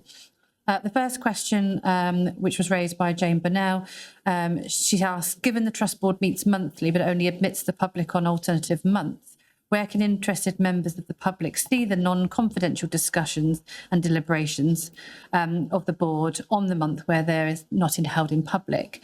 And how are those decisions made on which items should be at the meeting in public and which should be in a private meeting? Now, I'm going to answer that as Company Secretary. So, as set out on our agenda for our board meeting, we state that under the Public Bodies Admission to Meetings Act, that public can be excluded from a meeting of the Trust in Committee, which is a private meeting, on the grounds that publicity would prove prejudicial to the public interest by reason of the confidential nature of the business to be transacted. So therefore, the issues that have been discussed could, for example, relate to individuals or confidential patient confidentiality. The Trust has a set list of criteria that must be met for the Trust Board to meet in private and have a discussion about these matters. And those documents must contain employee identifiable information, patient identifiable information, information relating to legal proceedings, or documentation that is draft, is scheduled for future publication or remains in early development, or lastly is commercially sensitive. So in essence, the Trust will therefore ensure that all matters are discussed in public wherever possible, unless they meet those criteria. Excellent. Okay. And just from my point of view as chair, if the implication in the question is that we discuss matters in between public meetings, which should be in public, that's not the case. I'm very clear, and Steve is very clear, that we have a presumption in favour of discussing things in public, unless there are the reasons that you've described for discussing them in private. Thank you, Chair. Second question is from Jane as well, saying on the Trust strategy, what structures are or will be put in place to ensure the patient engagement and user experience are central to the development of strategy across the Trust services? I'll move to Ella. Thank you. Thank you. Yeah, that's a really helpful question. As you point out in our strategy, really clear patient involvement is going to be really important to how we move our services forward. So at the start of the meeting, we had a fantastic example around how we regularly receive feedback, and we talked about how we then link that into improvement programmes. So using that feedback that we receive day to day to feed into projects. But for our more strategic, larger scale changes that we're going to have to make over the coming years, we have a duty to involve our patients. That's a national requirement of all services within the NHS. So that needs to be assessed on an individual project basis. So the scale of involvement and the type of involvement and engagement that we need to do can range from, involving in terms of simply seeking opinions and views, right through to formal consultation. So with our system partners on a project by project basis, we'll assess and ensure we follow the right structure as laid out by NHS England. A third question from Jane is, whilst it's great that ambulance turnaround times are so much better, the number of people who have to receive care on corridors or other non-ward areas worries patients and potential patients very much. What action from within RCHT, from the ICB or from the Department of Health could reduce RCHT's dependence on corridor care? And I'm going to move to Kim and Robin for any response. Lindsay, I think I answered that when we were talking about the report. So if Jane's got any other further concerns, I could always add to it. But otherwise, I feel like I'm repeating myself. If that's okay. No problem. Thank you. Any further comment? No, happy with that. And I think to be And I think to be honest, you've covered off her next question, which is around we use a lot of acronyms and as you say, asking around jargon busting query. What's the difference between treatment escalation space and an extreme escalation space? And I believe you've covered that through the discussion already. actually rereading her question, she also asked, is extreme surge area the same? So Jane, extreme escalation space or extreme surge area are one in the same. But the answer I gave in the urgent emergency care section is the separation between escalation space and extreme space. Thank you. And the last question was from a member of staff. They say that we are an ever-growing county, but the infrastructure, including the hospital, has not had the same investment put into it. Thus, growth has far exceeded investment. Is there a way that the Trust and Cornwall Council can work together to request that when more housing is built, that the construction companies that invest in this infrastructure to ease the pressure can support us, for example, new buildings, patients, help for patients and or investment in elder care facilities and the release of beds? I'm going to come to Steve to answer that question. Yeah, thank you. Excellent question. So I was going to start with a bit of context and background. So developer contributions is the collective term mainly used to refer to the community infrastructure levy and the planning obligations. I think they're more generally known as Section 106 or S106 agreements, and that falls from the obligation under Section 106 of the Planning Act. They are the primary planning tool that can be used to secure financial or non-financial contributions from developers, from private sector infrastructure development. And I think many members of staff and members of the community would be aware of those Section 106 arrangements. It is the Cornwall Council that has the lead responsibility to oversee the collection and engagement of the community infrastructure levy. And Cornwall Council have a group established to look at how the Section 106 monies are spent, and that being the monies raised from construction to support local infrastructure developments. Royal Cornwall Hospitals is ensuring that we've got senior estates and strategy attendance at that Cornwall Council convened group, and that would be the primary way in which we'd be able to engage with Cornwall Council to ensure that the broadest possible consideration of those Section 106 funds are considered, including where it's appropriate, used to support health development. So that's the context in terms of how the wider public sector can give consideration to accessing the Section 106 agreements. I think it's also important for us to recognise the role that Royal Cornwall Hospital plays in its own right in terms of securing capital infrastructure development into our services particularly. And if we just briefly reflect back over the last couple of years, we've got some really significant expansion or capital investment in Royal Cornwall Hospital's health services. This isn't an extensive list at all, but the Lowen MRI Cancer Centre that opened just under 4 years ago is really radically transformed access to and experience of cancer services here at the Royal Cornwall Hospital site. There was a expansion of inpatient capacity through the Tremenal unit, which was opened just over 3.5 years ago. More recently, we've seen the opening of the West Cornwall Hospital outpatient facility. And of course, we also saw the opening of the St Austell elective surgical hub. And that particular development, the surgical hub, gives us 2 additional theatres, which gives us capacity for about 5,000 new or additional elective theatre operations in a year. And that's an important part of our elective improvements. And perhaps most significantly, from a capital investment perspective, we've already spoken about the Women's and Children's Hospital. I think we were all collectively relieved and greatly welcomed the government's confirmation that the Women's and Children's Hospital will proceed at about £350 million capital investment. So in addition to the ability for the public sector to source investment through the Section 106 community infrastructure levy mechanisms, it's also really important that we recognise the role that Royal Cornwall Hospitals plays in terms of securing investment in its own right.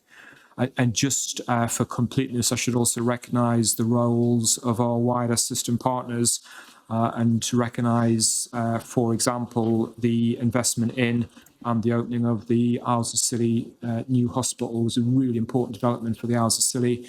I had the privilege to be there for part of to join the opening of that and to see the work that was in progress at the time for the aged care facility, which is adjacent to the the hospital itself. So in addition to the developer contributions, there are important roles that NHS organisations play in either accessing their own funds for capital development or ensuring that we have the best possible opportunity to secure national investment funds as well. And hopefully that answers that question.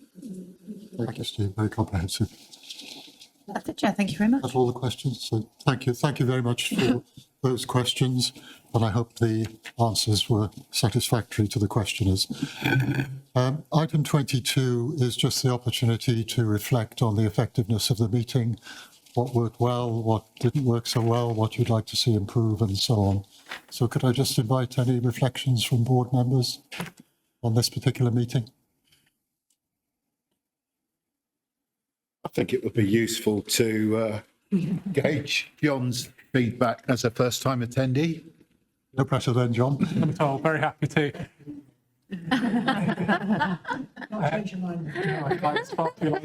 So, I mean, first of all, thank you all for the warm welcome. It's been a really, really useful meeting, much like the feedback I gave after first Quality Assurance Committee before Christmas.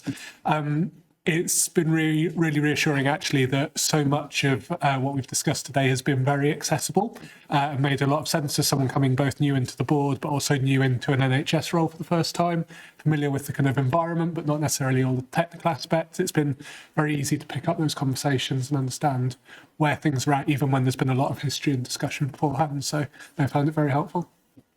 Thank you for your contributions, John. Ian. Yeah, I just wanted to reflect back the way I thought John's ability to engage with the meeting and his questioning was fantastic. It was like something that's been here a year already around this board meeting table. So yeah, congratulations on that. And I think it's helpful to get your feedback that it's accessible and that we do make these things as clear as we can, because equally hopefully that's reflected by our staff and public that are participating in the meeting as well. Thank you, Ian, and well done, John. Thank you. Isabel. Yeah, and just to build on that, I would say that John asked some killer questions at the Quality Assurance Committee as well. So we really welcomed him to join us at that committee and to participate from the get-go. So I'm sure you'll have similar experiences when you go and observe the other committees and join in their work as well. But yeah, it was really helpful having John there, actually. So thank you.